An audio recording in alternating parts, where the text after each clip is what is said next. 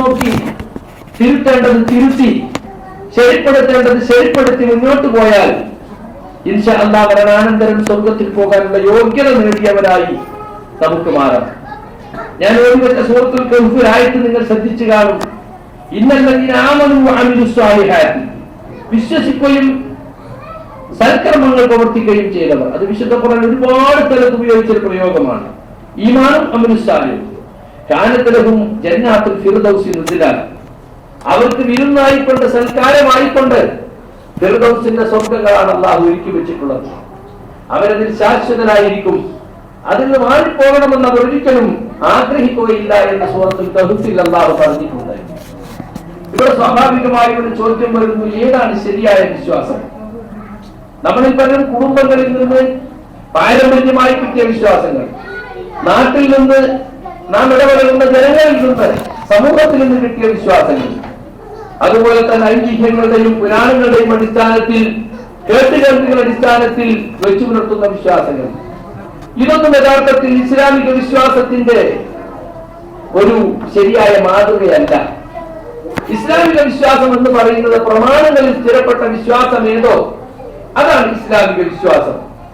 കിതാബിന്റെയും സുന്നത്തിന്റെയും അടിസ്ഥാനത്തിലുള്ള ശുദ്ധമായ ഏകദൈവ വിശ്വാസത്തിൽ ഊന്നിയുള്ള വിശ്വാസം, ശിർക്കിന്റെ ബഹുദൈവത്വത്തിന്റെ ലാഞ്ചന പോലുമില്ലാത്ത കലകളഞ്ഞ ഏകദൈവ വിശ്വാസത്തിൽ അധിഷ്ഠിതമായ ഈമാൻ, അത് നമുക്കുണ്ടോ എന്ന് നാം പരിശോധിക്കേണ്ടതുണ്ട്. നമ്മുടെ വിശ്വാസത്തിലോ കർമ്മത്തിലോ ശിർക്കിന്റെ അംശം കലർന്നാൽ നമുക്കൊരിക്കലും സ്വർഗ്ഗത്ത് പോകാൻ കഴിയില്ല.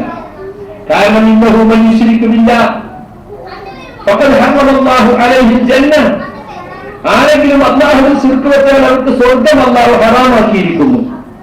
വമഅവാഹുൻ നാർ, അയാളുടെ സങ്കേതം നരകമാണ്. പിന്നെ വമാലു മാലിമീന മിൻ അൻസാർ, അക്രമികൾക്ക് സഹായികൾ ആരും തന്നെ ഇല്ല. അവ സ്വർഗത്തിൽ പോകുന്നതിന് ഏറ്റവും വലിയ തടസ്സം ശിർക്കാണ്. ശിർക്കോട് കൂടി മരിച്ചാൽ സ്വർഗം കാണൂല.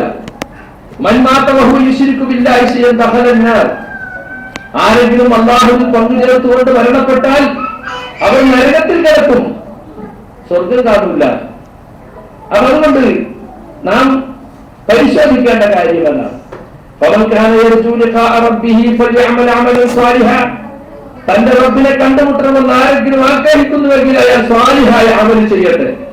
വലാ യുശ്രിക് ബിഇബാദത്തി റബ്ബിഹി അഹദാ, തന്റെ റബ്ബിനോട് അയാൾ ആരെയും പങ്കുചേർക്കാതിരിക്കട്ടെ എന്ന് സൂറത്തുൽ കഹ്ഫിൽ അല്ലാഹു പറയുന്നുണ്ട്.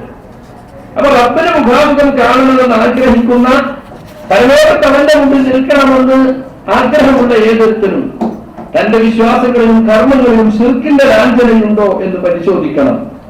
അവസാന ശ്വാസം വരെ തൗഹീദ് മുറുകെ പിടിക്കണം. നമ്മൾ മാത്രമല്ല, കുടുംബത്തിലെ ഓരോ അംഗങ്ങളും. കാരണം കുടുംബത്തോടെ സ്വർഗത്തിൽ പോകണമെങ്കിൽ കുടുംബത്തിലെ ഓരോ അംഗങ്ങളും ആ യോഗ്യത നേടിയിരിക്കണം. പല ആളുകളും തൗഹീദും അതുപോലെ തന്നെ ഇസ്ലാമിക വിശ്വാസങ്ങളുടെ വിശദാംശങ്ങളുമൊക്കെ സ്വന്തമായി പഠിക്കുകയും മനസ്സിലാക്കുകയും ഒക്കെ ചെയ്യും. പക്ഷെ തന്റെ കുടുംബത്തിൽ അത് നടപ്പിലാക്കാനോ പഠിപ്പിക്കാനോ യാതൊരു ശ്രമവും നടത്താത്ത ആളുകളെ നമുക്ക് കാണാൻ സാധിക്കും. ബദരീങ്ങളെ രക്ഷിക്കണേ, മുഹദ്ദിസിനെ കാക്കണേ എന്ന് ഭാര്യ പറയുമ്പോ, നിങ്ങളെ ഭാര്യ എന്താ അങ്ങനെ പറയുന്നത്? അത് ഓരോ വീട്ടിൽ നിന്ന് അങ്ങനെയാ പഠിച്ച്, അത് പഴയ ശീലാണ്, മാറൂല.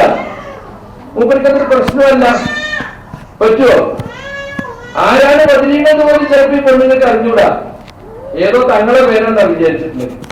ബദർ യുദ്ധത്തിൽ പങ്കെടുത്ത നബി സല്ലല്ലാഹു അലൈഹി വസല്ലമക്കും 313 സഹാബികൾക്കും ഒന്നിച്ചു പറയുന്ന പേരാണ് ബദരീങ്ങൾ എന്ന് പോലും അറിഞ്ഞൂടാ. ബദരീങ്ങളെ, ഇത് പറയുന്ന ഒരു സ്ത്രീക്ക് അറിയോ ഇത് എന്ത് കുറ്റമാണെന്ന്? അല്ലാഹുവേ രക്ഷിക്കണേ പറയേണ്ട സ്ഥാനത്താണ് പറയുന്നത്. മരിച്ചുപോയ മഹാന്മാരെ വിളിച്ച് തേടുക എന്ന ശിർക്കല്ലേ നബി സല്ലല്ലാഹു അലൈഹി വസല്ലം മക്കയിൽ വന്നപ്പോ അവിടെ ഉണ്ടായിരുന്നതും നമ്മൾ കേട്ടിട്ടില്ല. അബൂജഹലും ഉത്ബത്തും ശൈബത്തും ഒക്കെ ഇബ്രാഹിം നബിയെ വിളിച്ച് തേടി, ഇസ്മായിൽ നബിയെ വിളിച്ച് തേടി, ലാത്തയെ വിളിച്ച് തേടി. ഇതൊക്കെ മരിച്ചുപോയ മഹാന്മാരായിരുന്നു. മരിച്ചുപോയ മഹാന്മാരെ വിളിച്ച് തേടുക എന്നത് ശിർക്കിന്റെ ഏറ്റവും പ്രധാനപ്പെട്ട നമ്മുടെ നാട്ടിൽ നിലനിൽക്കുന്ന രൂപമാണ്. എന്നിട്ടും അത് തുറന്നു പറയാൻ പല ആളുകൾക്കും പേടി. അമ്മായിയമ്മയും പേടി, അയ്യനും പേടി, അമോശനും പേടി, അല്ലെ? സ്വന്തം കുട്ടിയുടെ കയ്യിൽ ഏലസ് കാണുന്നു, ഉറുക്ക് കാണുന്നു, ഭാര്യ കൊണ്ട് ചെല്ലുമ്പോ അതെന്താ, അത് അമ്മോശം പറഞ്ഞിട്ട് കെട്ടിയതാ, അമ്മായി വിളിച്ച തങ്ങൾ കെട്ടിക്കൊടുത്തതാ. പറ്റുമോ? മനസ്സായിട്ടൊക്കെ തന്നീമത്തൻ പക്കത് അയച്ചതൊക്കെ ഐക്കല്ല് കെട്ടിയവൻ ശിർക്കിലകപ്പെട്ടു റസൂലുള്ളാഹി സ്വല്ലല്ലാഹു അലൈഹി വസല്ലം പറഞ്ഞതല്ലേ? 10 ആളോട് കയ്യിൽ ബൈഅത്ത് വാങ്ങാൻ വേണ്ടി റസൂൽ 9 ആൾക്ക് കൈ നീട്ടി കൊടുത്തു. 10ാമത്തെ ആളിന് കൈ വലിച്ചു. അപ്പോൾ സഹാബത്ത് ചോദിച്ചു, 9 ആളോട് ബൈഅത്ത് വാങ്ങി 10ാമത്തെ ആൾക്ക് എന്തിനാ കൈ വലിച്ചത്? ഇന്ന അലൈഹി തമീമത്തൻ, അവന്റെ ശരീരത്തിൽ ഒരു ഏലസുണ്ട്, ഒരു ഉറുക്കുണ്ട്, തമീമയുണ്ട്. അപ്പൊ അയാൾ തന്നെ സ്വയം ആ കൈയിട്ടിട്ടത് പൊട്ടിച്ചു ഒളിച്ചെറിഞ്ഞപ്പോൾ റസൂൽ കൈ കൊടുത്തു, ബൈഅത്ത് വാങ്ങി. എന്നിട്ട് പറഞ്ഞ വാക്കാണ് തമീമത്തൻ ഫഖദ് അശ്റക, ആരെങ്കിലും തമീമത്ത് കെട്ടിയാൽ അവൻ ശിർക്കിലകപ്പെട്ടു.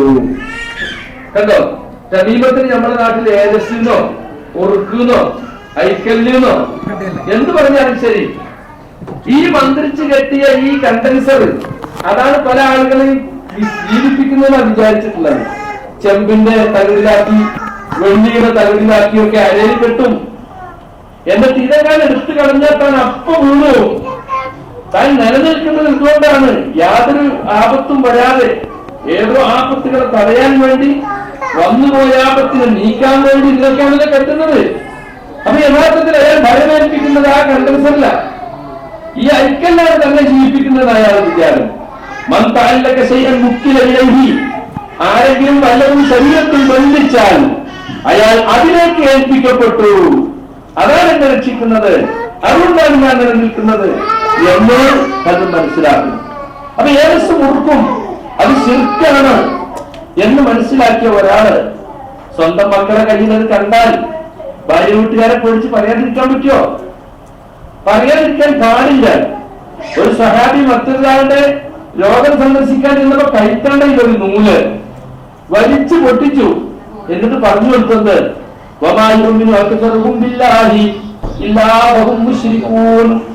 അധികം ആളുകളും അവരിൽ അധികം ആളുകളും അല്ലാഹുവിൽ വിശ്വസിക്കുന്നത് അല്ലാഹുവിൽ ശിർക്ക് വെക്കുന്നവരായിക്കൊണ്ടാണ്. മക്കാ മുശ്രിക്കുകളെ കുറിച്ച് ഇറങ്ങിയ ആയത്ത്. മക്കാ മുശ്രിക്കുകൾക്ക് അല്ലാഹുവിൽ വിശ്വാസം, പക്ഷെ ശിർക്കിലുള്ള വിശ്വാസമായിരുന്നു. അപ്പൊ ഇത് ശിർക്കാണെന്ന് നമ്മളെ പഠിപ്പിക്കാം. നമ്മുടെ രോഗിയെ സന്ദർശിക്കാൻ പോയി, ആ രോഗിയെ സന്ദർശിക്കാൻ പോകുമ്പോൾ എല്ലാ വിവരങ്ങളും ചോദിക്കും അല്ലേ? ഉറക്കുണ്ടോ, ഭക്ഷണം കഴിക്കുന്നുണ്ടോ, മരുന്ന് കുടിക്കുന്നുണ്ടോ, കുറവുണ്ടോ ഒക്കെ ചോദിക്കും. ചിലപ്പോൾ കട്ടച്ചായും മരുന്നിന്റെ ഭക്ഷണം കൊടുത്തിട്ട് പോലും. പക്ഷെ അവരെ ഈ ചികിത്സയിൽ തെറ്റായ ചികിത്സ നമ്മൾ കണ്ടാൽ പോലും, ഒരു ഏലസോ ഒരു ഉറുക്കോ കണ്ടാൽ പോലും അത് പറയില്ല. ഞാനിപ്പോ അത് പറഞ്ഞാൽ അവിടെ അവന്റെ അടിയുണ്ട്, അവന് പറ്റിയെന്ന് വരില്ല, അവന്റെ അമ്മോശുണ്ട്, അയാൾക്ക് പറ്റിയെന്ന് വരില്ല. അതുകൊണ്ട് ഞാൻ പറയാതെ ഇങ്ങോട്ട് പോന്നു. നമ്മളെന്തിനാ ഇപ്പൊ വെറുതെ ഒരു ശത്രുത ക്ഷണിച്ചു വരുത്തുന്നത് എന്നാണ്. നമുക്ക് ഏത് ശൈലിയിലാണോ പറയാൻ കഴിയുക ആ ശൈലിയിൽ പറയണം. എല്ലാവർക്കും ഇപ്പൊ പൊട്ടിച്ച് എനിക്ക് സ്വാധീനമുള്ള ഒരാള്, ഞാൻ അങ്ങേയറ്റം സ്നേഹിക്കുന്ന എത്ര സുഹൃത്ത്, അവരുടെ അടുത്ത് എനിക്കൊരു സ്വാധീനം ഉണ്ടാവും. എന്താണത്? ഞാൻ പൊട്ടിച്ച് നിൽക്കും. അതൊന്നും പറയാൻ പറ്റില്ല എന്നോട്. അങ്ങനത്തെ ഒരു സ്വാധീനം അയാളെ മേലെ നിൽക്കുന്നുണ്ടോ നിങ്ങൾക്കത് ചെയ്യാം. നിങ്ങളൊരു വെറുക്കപ്പെട്ട കാര്യം കണ്ടാൽ, ഇസ്ലാമിക ദൃഷ്ടിയ തെറ്റായ ഒരു കാര്യം കണ്ട കൈകൊണ്ട് തടയട്ട്. അത് കഴിയാത്ത ചുറ്റുപാടാണെങ്കിലോ, കഴിയാത്ത ചുറ്റുപാടുണ്ടാവുമല്ലോ, അപ്പൊ നാവ് കൊണ്ട് എതിർക്കട്ട്. അതിനും കഴിയാത്ത ചുറ്റുപാടാണെങ്കിലോ അത് ഹൃദയം കൊണ്ട് വെറുക്കലെന്താ? അതിനോട് നിസ്സഹകരിച്ച് മാറി നിൽക്കാൻ, അവർക്ക് ഹിദായത്ത് കൊടുക്കണേ എന്ന് പ്രാർത്ഥിക്കും. കുട്ടിയെ കൊണ്ട് പുറത്തോട്ട് പോയിക്കോളും, സഹോദരി അവരുടെ റൂമിലേക്ക് പോയിക്കോട്ടെ. അപ്പോ തുറന്നു പറയുന്നതിൽ നമ്മൾ ഒരിക്കലും തന്നെ ആരെയും പേടിക്കരുത്, ആരെയും പേടിക്കരുത്. ഒരു തിന്മ കണ്ടാൽ തടയുക. ഈ 3ാമത്തെ വകുപ്പുണ്ടല്ലോ, നമ്മളെന്താ ചെയ്യാ? നബി പറഞ്ഞത് 1ാമത്തെ കൈകൊണ്ട് എതിർക്കല, ശക്തി വെച്ച് തടയല. അത് കഴിയാത്ത നിസ്സഹായമായ അവസ്ഥയിൽ മാത്രമാണ് എന്ത് ചെയ്യേണ്ടത്? നാവ് കൊണ്ട് എതിർക്കേണ്ടത്. അതിനും കഴിയാത്ത നിസ്സഹായ അവസ്ഥയിൽ എന്ത് ചെയ്യേണ്ടത്? ഹൃദയം കൊണ്ട് വെറുക്കുക. നമ്മൾ അധികം ചെയ്യേണ്ട ഹൃദയം കൊണ്ട് വെറുക്കുക. ആർക്കും പ്രയാസമില്ല അല്ലേ? നബി പറഞ്ഞ വാക്കെന്താ അറിയോ? അത് ഈമാനിന്റെ ഏറ്റവും ദുർബലമായ സ്റ്റേജാണ്. കണ്ടോ? അപ്പൊ ഈമാനിന്റെ ഏറ്റവും ബലഹീനമായ അവസ്ഥ ആർക്കുണ്ടോ അവരത് ചെയ്യുള്ളൂ. കുറച്ചെങ്കിലും ഈമാൻ ഉണ്ടെങ്കിൽ എന്ത് ചെയ്യും? നാവുകൊണ്ട് എതിർക്കും, അല്ലെങ്കിൽ കൈകൊണ്ട് തടയും എന്നാണ്. അപ്പൊ നമ്മൾ തുടങ്ങൽ ഇവിടുന്നാണ് അല്ലേ? ആദ്യം പറയല്ലേ വേണ്ടത്, എന്നിട്ടല്ലേ ബലം പ്രയോഗിക്കുന്ന? അല്ല, ബലം പ്രയോഗിക്കാൻ കഴിയണം, ബലം പ്രയോഗിക്കേണ്ട വേണം. അതിന് കഴിയാത്തപ്പോഴാണ് ലാഭം എതിർക്കുന്നത്. മനസ്സിലായില്ലേ? അതിന് കഴിയാത്തപ്പോഴാണ് ചെയ്യേണ്ടത്. അതിന് കഴിയാത്ത മാത്രമാണ് ഹൃദയം കൊണ്ട് വെറുത്ത് മാറി നിൽക്കുക എന്ന അവസാനത്തെ സ്റ്റേജ് പ്രയോഗിക്കുന്നത്. ഞാനിത് പറഞ്ഞത് ഭാര്യ വീട്ടുകാരെ പേടിച്ച് കുടുംബത്തിലെ ശിർക്കൻ വിശ്വാസാചാരങ്ങളെ തിരുത്താൻ ധൈര്യമില്ലാത്ത ആളുകളെ കുറിച്ചാണ്. ഇത് ഈ വിഷയത്തിന് മാത്രമല്ല, ഒരു പൊതു തത്വം പ്രവാചകൻ സ്വന്തം പഠിപ്പിച്ചിട്ടുണ്ട്. ജനങ്ങളെ കുറിച്ചുള്ള പേടി നിങ്ങൾ തടയാതിരിക്കട്ടെ, സത്യം പറയുന്നതിൽ നിന്ന്. അയാൾ ആ സത്യം മനസ്സിലാക്കിയിട്ടുണ്ടെങ്കിൽ, കണ്ടറിഞ്ഞിട്ടുണ്ടെങ്കിൽ. കണ്ടോ? അപ്പൊ മനസ്സിലാക്കിയ ഒരു സത്യം, അറിഞ്ഞ ഒരു സത്യം, അത് ജനങ്ങളോട് പറയുന്നതിനുള്ള പേടിയില്ല, ജനങ്ങളെ കുറിച്ചുള്ള പേടിയാണ്. ഇന്ന് പലർക്കും പടച്ചോനെ പേടിക്കുന്നതിലേറെ പടപ്പുകളെ പേടിക്കുന്നത്. സ്വന്തം പാർട്ട്ണറെ പേടി. ഞാനും അങ്ങനെ നമ്മൾ പാർട്ട്ണറെ, ഞാനിപ്പോ പറഞ്ഞാൽ ഞങ്ങളെ 15 കൊല്ലമായിട്ട് ബിസിനസ് പാർട്ട്ണർഷിപ്പിനത് ബാധിക്കും. അതാ പേടി. പടച്ചോനെ പേടിയില്ല, പടപ്പുകളെ പേടി, കച്ചവടത്തെ പേടി, നാട്ടുകാരെ പേടി, പള്ളി കമ്മിറ്റിയെ പേടി, അളിയനെ പേടി, അമ്മോസിനെ പേടി. അല്ലേ? പാടില്ല. നിങ്ങളുടെ ബാക്കി റിവായത്തിൽ എന്താ അറിയോ? അങ്ങനെ ഒരു സത്യം തുറന്നു പറയുന്നതിന്റെ പേരിൽ നിങ്ങൾക്ക് അള്ളാഹ് നിശ്ചയിച്ച അവധി അടുത്തു വരുന്നില്ല. നിങ്ങൾ 2020 മരിക്കാൻ തീരുമാനിച്ചാൽ ഈ പറഞ്ഞുകൊണ്ട് നിങ്ങൾ 2015 പോകുന്നില്ല. അത് 2020 മാർച്ച് 1 മാർച്ച് 1 നിങ്ങൾ മരിക്കുള്ളൂ. അതോ അതുപോലെ തന്നെ നിങ്ങൾക്ക് അള്ളാഹു നിശ്ചയിച്ച റിസ്ക്, ഉപജീവനം അതകന്നു പോകില്ല. ഞാനിപ്പോ പറഞ്ഞ എന്റെ ജോലി ഇവിടെ കിട്ടും. ഇപ്പൊ ഈ ഒരു ജോലി കൊണ്ടാണ് ഇങ്ങനെ ജീവിച്ചു പോണത്. അതുകൊണ്ട് ചിലപ്പോ എനിക്ക് ഇതിന്റെ ഞാൻ ആകെ തെണ്ടിപ്പോവും, എനിക്ക് പോവും, ഞാൻ എന്റെ കുടുംബം കഷ്ടപ്പെടും എന്നൊക്കെ. ഗൗരവമുള്ള ഒരു കാര്യത്തെ ഉണർത്തുന്നത് കൊണ്ടോ, ഒരു സത്യം പറയുന്നത് കൊണ്ടോ നിങ്ങൾക്ക് അള്ളാഹു നിശ്ചയിച്ച ഉപജീവനം അകന്നു പോകുമെന്നോ, നിങ്ങൾക്ക് അള്ളാഹു മരിക്കാൻ നിശ്ചയിച്ച അവധി അടുത്തു വരുമെന്നോ നിങ്ങൾ പേടിക്കരുതെന്നാണ് വിശുദ്ധ ഖുർആൻ പറയുന്നത്. അതുകൊണ്ട് കുടുംബത്തോടെ സ്വർഗത്തിൽ പോകണമെങ്കിൽ കുടുംബനാഥനായ വ്യക്തി കുടുംബത്തിന്റെ വിശ്വാസ സംസ്കരണത്തിന് മുന്തിയ പ്രാധാന്യം കൊടുക്കണം. എന്താണ് തന്റെ മക്കളും തന്റെ ഭാര്യയൊക്കെ വിശ്വസിക്കുന്നത്? അവരുടെ വിശ്വാസമൊക്കെ എന്താണ്? അത് നാം അറിയണം. നമ്മൾ അവർക്ക് ഭക്ഷണം കൊടുക്കുന്നുണ്ട്, നല്ല ഭക്ഷണം, നല്ല വസ്ത്രം, നല്ല വിദ്യാഭ്യാസം, നല്ല നല്ല സൗകര്യങ്ങള്, നല്ല താമസ സൗകര്യങ്ങള്, വീട് ഒക്കെ നമ്മൾ ചെയ്യുന്നുണ്ട്. പക്ഷേ അവരുടെ ധാർമ്മികമായ വളർച്ച അത് നാം തീരെ ശ്രദ്ധിക്കാറില്ല. പല ആളുകളും അത് ശ്രദ്ധിക്കണം, അതിൽ ഉത്തരവാദിത്തമായി കാണണം.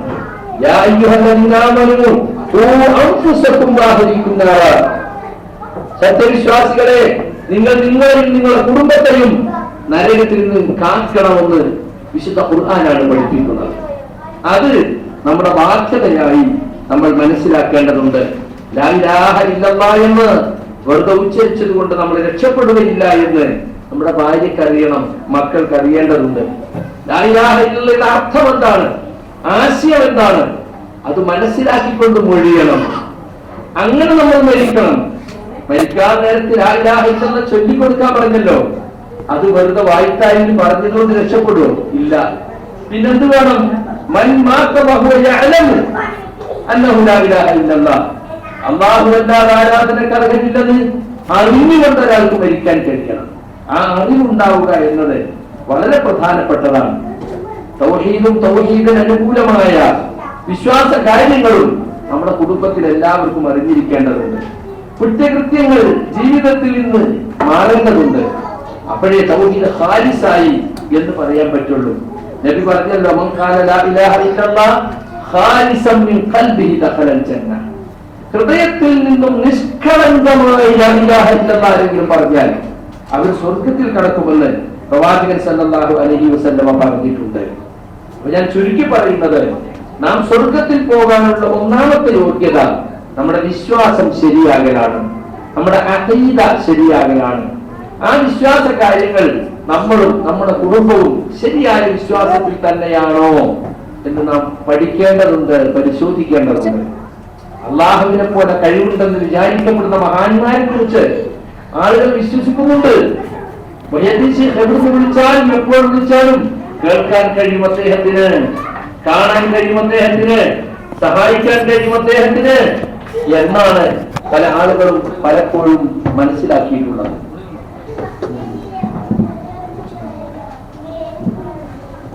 യഥാർത്ഥത്തിൽ അങ്ങനെ ഒരു കഴിവ് ഒരു വലിയനും ഒരു മഹാനും അല്ലാഹു സുബ്ഹാനഹു വ തആല കൊടുത്തിട്ടില്ല എന്നത് വളരെ വ്യക്തമായി വിശുദ്ധ ഖുർആനിൽ നിന്നും മനസ്സിലാക്കിയിരിക്കേണ്ട ഒരു യാഥാർത്ഥ്യമാണ്.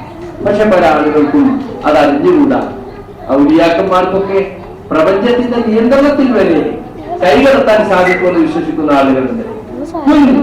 ഉണ്ടാവുക എന്ന് പറഞ്ഞാൽ അല്ലാഹു പറഞ്ഞാൽ ഫയകൂൻ, അതുണ്ടാകും.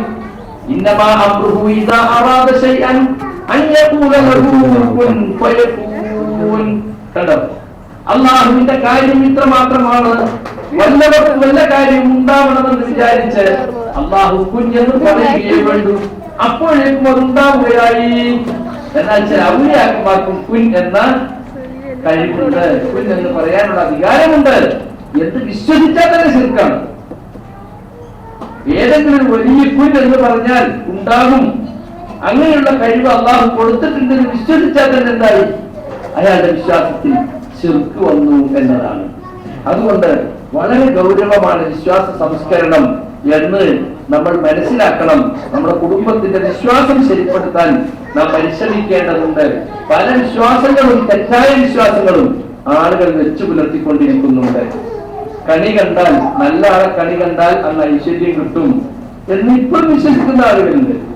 കൈമേറ്റത്തിൽ വിശ്വസിക്കുന്ന ആളുകളുണ്ട്. അല്ലെ, രാവിലത്തെ കച്ചവടം നല്ല ഒരാളായാൽ അന്ന് വൈകുന്നേരം വരെ ഹൈറായിരിക്കും. കലാകാതന് വിശ്വാസം ഇല്ലാത്ത എത്ര ആളുകളുണ്ട്. അവർക്ക് വിശ്വാസം ഇല്ലാതെ പറയില്ല, പക്ഷെ പല രംഗങ്ങളിലും അവരത് വിശ്വസിക്കുന്നില്ല എന്ന് കാണുവാൻ സാധിക്കും. അത് ഞാൻ വിശദമായി പറയുന്ന ഒരു സൂചന മാത്രം നൽകിയതാണ്. രണ്ടാമത്തേത്, സ്വർഗത്തിൽ പോകാനുള്ള നമ്മുടെ യോഗ്യത. റസൂൽ സല്ലല്ലാഹു അലൈഹി വസല്ലമ എങ്ങനെ ജീവിച്ചുവോ അതുപോലെ ജീവിക്കണം.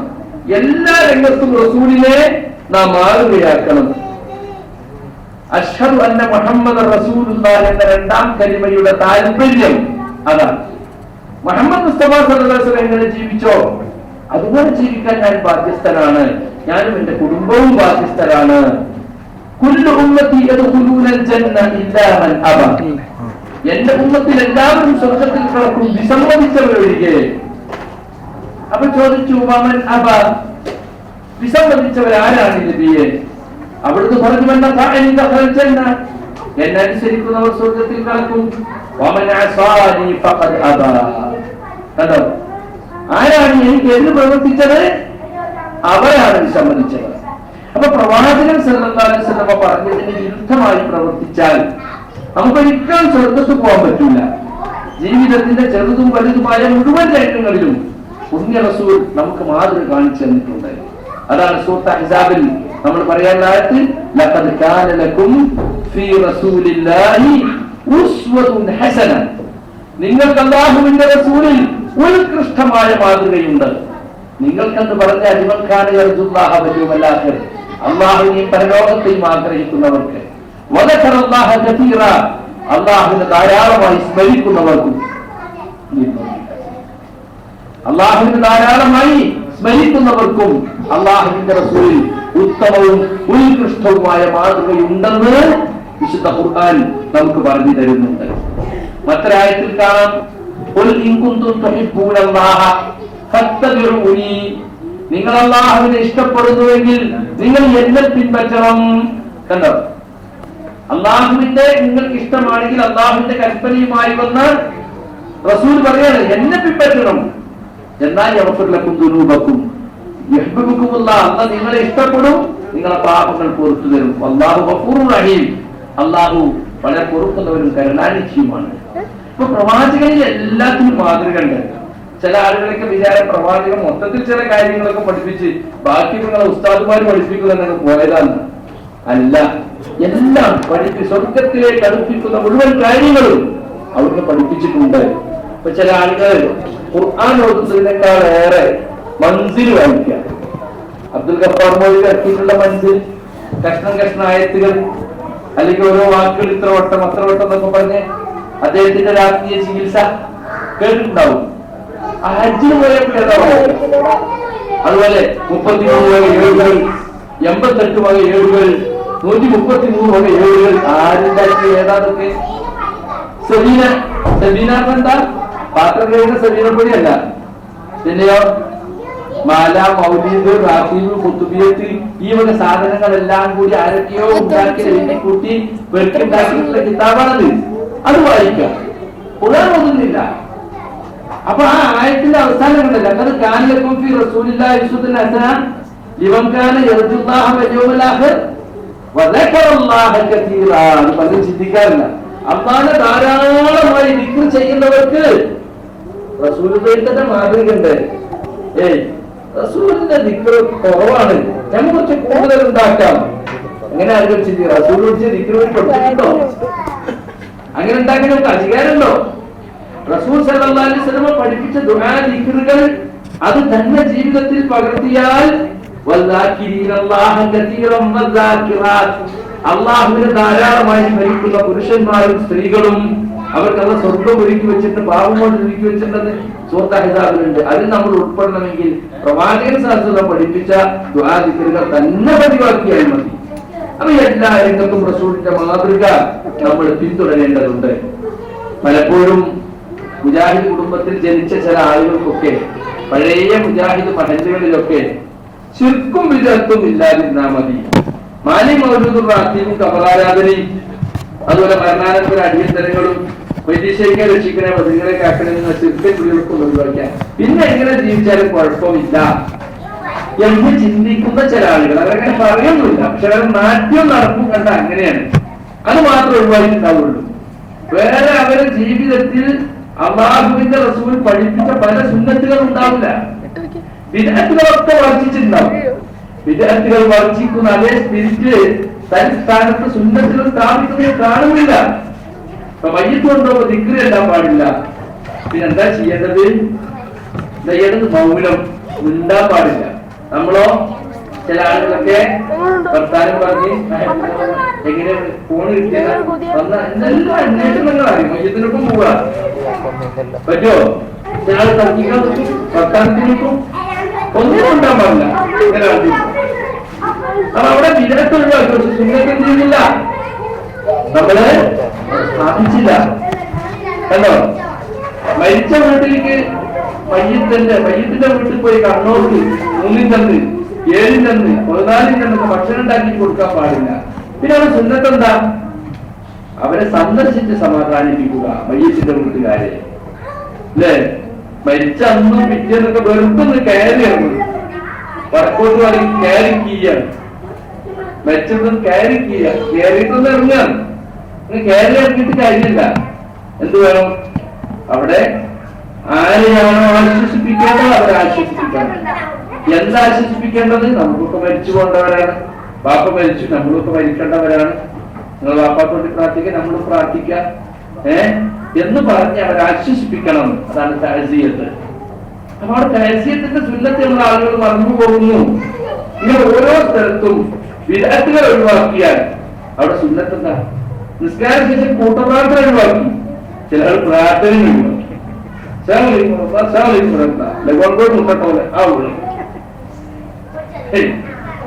അങ്ങനെ പറ്റുമോ? പറ്റൂല. അല്ല നമസ്കാരത്തിന് ശേഷം ദിക്റുകൾ പള്ളിയിലൊക്കെ ബോർഡ് വെച്ചിട്ടുണ്ട് അല്ലേ?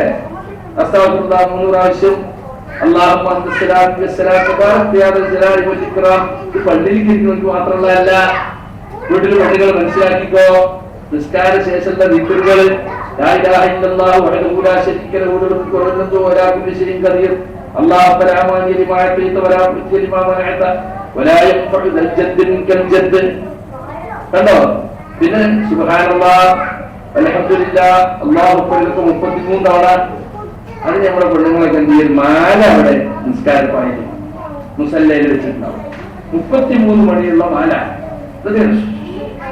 ഇങ്ങനെ അല്ലേ? എല്ലാ പള്ളിയിലും മാലയാണ്. ഹജ്ജിനൊക്കെ പോയിരുന്ന കാര്യമായിട്ട് കൊണ്ടുവന്ന് കൊടുക്കുകയാണ്. 10 രൂപയുടെ 12 മാല ഇട്ട്. അപ്പൊ 12 ഇരിക്കാലോ. ആമിനാക്ക് ഹജ്ജിന് പോയപ്പോ കൊണ്ടുവന്നാണ്. ഓ, കാര്യപ്പെട്ട സംഗതിയാ അല്ലേ? ഈ മാല പിടിച്ചിട്ടുള്ള നിക്കറ വിചാരത്താണ്. മനസ്സിലായില്ലേ? ജപമാല സുബഹ സുബഹ സുബഹ ജപമാല ഓർമ്മിപ്പിക്കാൻ എത്ര ഉത്തമം. ഇത് നമ്മളെ കയ്യിലുണ്ടായാൽ നിക്കറിൽ ഓർമ്മ ഉണ്ടാവും. ഇപ്പോ ഗൾഫ് രാജ്യങ്ങളിലൊക്കെ ഈ നാട്ടുകാരുണ്ടല്ലേ ഇങ്ങനെ കയ്യിലിട്ട് ഇങ്ങനെ കറക്കല. അതൊരു ഫാഷനാ. അപ്പൊ വില പിടിപ്പുള്ള സാധനങ്ങൾ വാങ്ങും അല്ലേ? അതിന് യഥാർത്ഥത്തിൽ സൂഫികൾ കൊണ്ടുവന്ന വിദഅത്താണ്. പിന്നെ ഡിജിറ്റൽ കൗണ്ടർ കയ്യിൽ സാധനം ഇങ്ങനെ വിരൽ മൂലത്ത് ഇതിങ്ങനെ അടച്ച് നോക്കും. 12,500 ഞാൻ വലിയതാക്കിയതായി പോയി. എവിടുന്ന് കിട്ടിയത്? അങ്ങനെ ആയിരക്കണക്കിന് നിൽക്കുന്നവർ പഠിപ്പിച്ചിട്ടേ അല്ല. നബി സല്ലല്ലാഹു അലൈഹി വസല്ലം പഠിപ്പിച്ചിട്ടുള്ള ദിക്റുകളിൽ ഏറ്റവും കൂടിയത് 200ആണ്. രാവിലെ 100, വൈകുന്നേരം 100. ലാ ഇലാഹ ഇല്ലല്ലാഹു വഹ്ദഹു ലാ ശരീക ലഹു ലഹുൽ മുൽക്കു വൽ ഹംദു വലാ കുല്ലി ശൈഇൻ ഖദീർ. അതിന് വലത്തെ കൈയോടാണ് ദിക്ർ വെള്ളം പിടിച്ചത്. സ്ത്രീകൾ മനസ്സിലാക്കിക്കോ, ഇന്ന് പോയിട്ട് മാല വലിച്ചല്ലോ. ഈ കൈകളെ അല്ലാഹു സംസാരിപ്പിക്കും. മനസ്സിലായില്ലേ? ഈ വിരലുകളെ അല്ലാഹു സംസാരിപ്പിക്കും. ഇവരോട് ചോദിക്കും, എന്റെ ഈ വിരലുകൊണ്ടാണ് ഈ സഹോദരി നിക്കർ ചെന്നതാണ് വിരല് സാക്ഷി വഴിപ്പെടുന്ന റസൂലുള്ളാഹി സ്വല്ലല്ലാഹു അലൈഹി വസല്ലം പറഞ്ഞിട്ടുണ്ട്. ഈ മാല സാക്ഷി പറയില്ല, മാലയെ സംസാരിപ്പിക്കില്ല. അതുകൊണ്ട് ജപമാല പിൽക്കാലത്തുണ്ടാക്കി തീരാത്താണ്. നിക്കറുകൾ പതിവാക്കണം, പക്ഷെ ജപമാല ഒഴിവാക്കണം. വലത് കൈ കൊണ്ടാ നിൽക്കുന്ന പിടിക്കേണ്ടത്, ഇടത്തെ കൈ അതിനുള്ളതല്ല. പ്രത്യേകം കാരണം വലത് കൈ കൊണ്ടാണ് പ്രവാചകൻ സ്ഥിരീകരിക്കുന്നത് എന്ന് പിടിച്ചിരുന്നത്. യഥാർത്ഥത്തിൽ നമ്മൾ കുടുംബത്തോടെ സ്വർഗത്തിൽ പോകണമെന്ന് ആഗ്രഹിക്കുമ്പോൾ നാം വളരെ നിഷ്ഠയോടെ ചെയ്യേണ്ട ചില കാര്യങ്ങൾ വീട്ടിലുണ്ട്. വീട്ടിൽ ഫർള് നിസ്കരിക്കാത്ത ഒരാളുണ്ടാകാൻ, നമസ്കാരം നിർബന്ധമുള്ള ഒരാൾ നിസ്കരിക്കാതെ വീട്ടിലുണ്ടാകാൻ പാടില്ല. പല വീടുകളിലും സുബഹി നഷ്ടപ്പെടുന്നു. എന്താ കാരണം? രാത്രി 12 മണി, 1 മണി, 2 മണി വരെ സീരിയൽ കണ്ടിരിക്കും. നാട്ടിലെ വർത്താനല്ലേ? ഏഷ്യാനെറ്റ് കണ്ടില്ലെങ്കിൽ പഠിച്ചോ ചോദിക്കും തോന്നും ചില ആളുകൾ ചിന്തണ്ട. കട കൂട്ടി വീട്ടിലെത്താൻ തന്നെ, അല്ലെ ജോലി കഴിഞ്ഞ് വീട്ടിലെത്തുന്നവരെ 10 മണി, 11 മണി. ഷർട്ട് അയക്കുന്നതിന് മുമ്പ് TV വേണം. അത്രയും സമയം വേസ്റ്റ് ആണല്ലോ. ഇപ്പൊ കാറ്റിനുണ്ടാകുന്ന 30 മരിച്ച അള്ള ചോദിക്കുന്നു, കഴിഞ്ഞ മണിക്കൂറിലെ ന്യൂസ് അവർ കണ്ടീനോ അള്ള ചോദിക്കും തോന്നുന്നു. എന്നിട്ട് അങ്ങനെ അയപ്പ കുത്തിരുന്ന് ഇങ്ങനെ അങ്ങനത്തെ ആ ചാനൽ മാറ്റി ഈ ചാനൽ മാറ്റി അത് കണ്ടത് കണ്ട് അങ്ങനെ ആണും പെണ്ണും ഒക്കെ ഇങ്ങനെ ഇതിന്റെ മുമ്പിൽ കെട്ടിയിരിക്കുക. എന്നിട്ട് രാത്രി 1 മണി 2 മണിക്കൊക്കെ കിടക്കുന്നത്. അവർക്ക് സുഖമില്ല. പക്ഷെ എല്ലാം ബില്ലിങ് താത്തിയാലും 8 മണിയായാലും ഇരുത്താണല്ലോ. എല്ലാം നീട്ടിട്ട് കുടുംബത്തിൽ 5 മിനിറ്റ് ചെയ്യുന്ന നിൽക്കാനും ഒരു മിനി കിട്ടും. അവിടെ തന്നെ വാച്ചിക്ക് നോക്കില്ല, നോക്കി 8 മണിയായിട്ടുണ്ടാവും.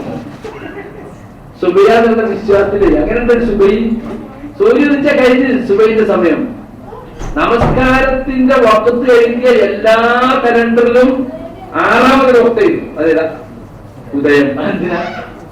എന്തിനാ ലോഹർ കഴിഞ്ഞ അസർ വരെ ലോഹറിന്റെ ടൈമാണ്, അത്ര കഴിഞ്ഞാൽ മഗ്‌രിബിന്റെ ടൈമാണ്.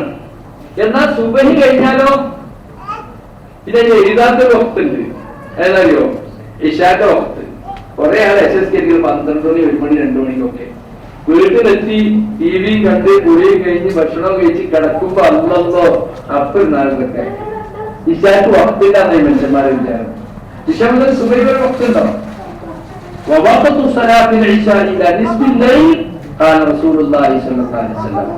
ഇശാഇന്റെ വഖത്ത് രാത്രിയുടെ പകുതിയാണ്.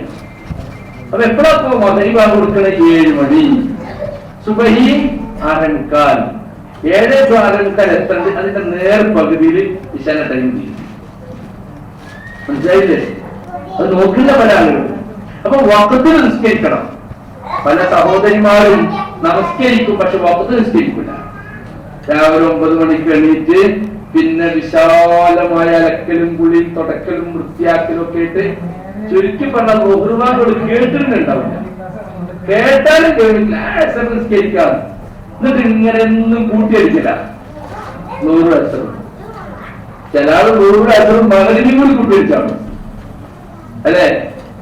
എന്നിട്ട് പേര് കളായി.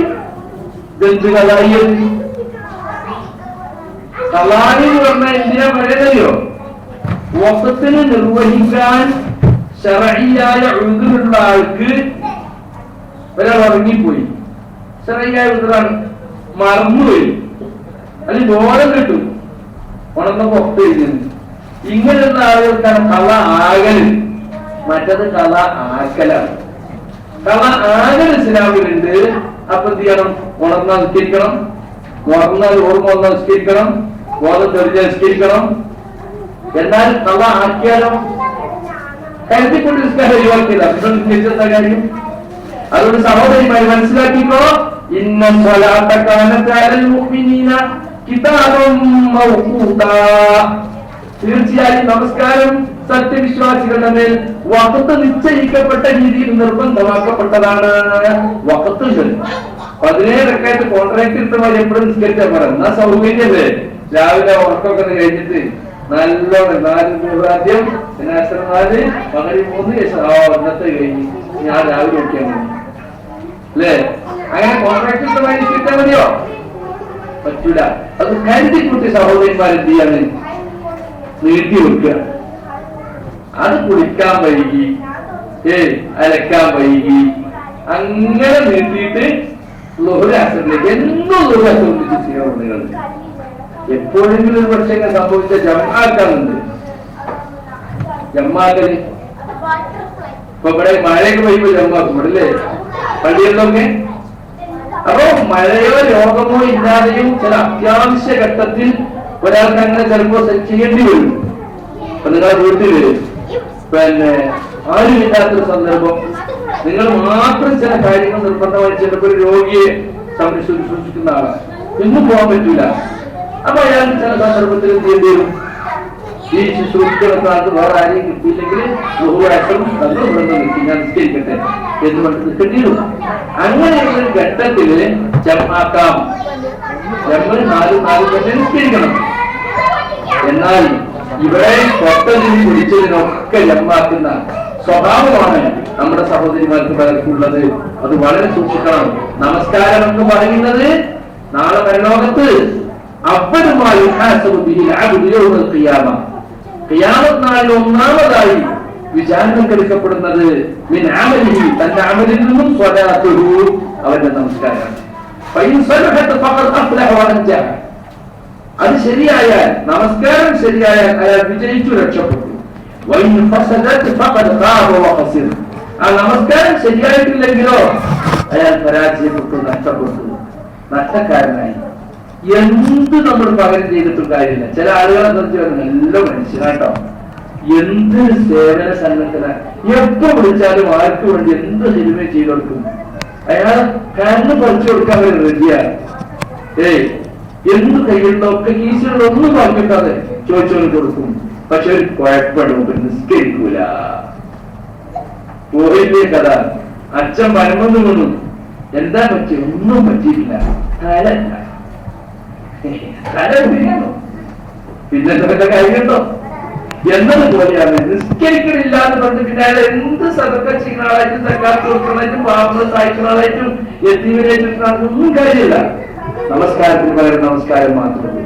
അതുകൊണ്ട് നമസ്കാരമില്ലാത്ത ഒരാൾ നമ്മളെ വീട്ടിലുണ്ടാകാൻ പാടില്ല, നിസ്കരിക്കാത്ത ഒരാൾ വീട്ടിലുണ്ടാകാൻ പാടില്ല. സുബഹിക്ക് കടന്നുറങ്ങുക മനുഷ്യന്മാരൊക്കെ നിസ്കരിക്കാതെ.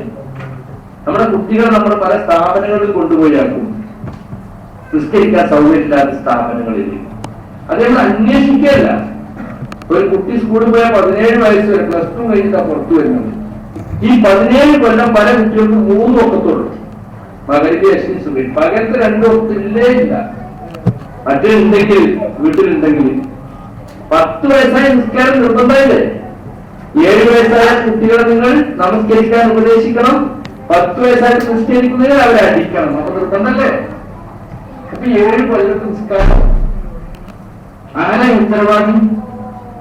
ആ കുട്ടി ഇംഗ്ലീഷ് കോച്ചിങ്ങിന് ഉണ്ടാക്കിയാണ്. അവർക്ക് നിസ്കരിക്കാൻ സൗകര്യമില്ല.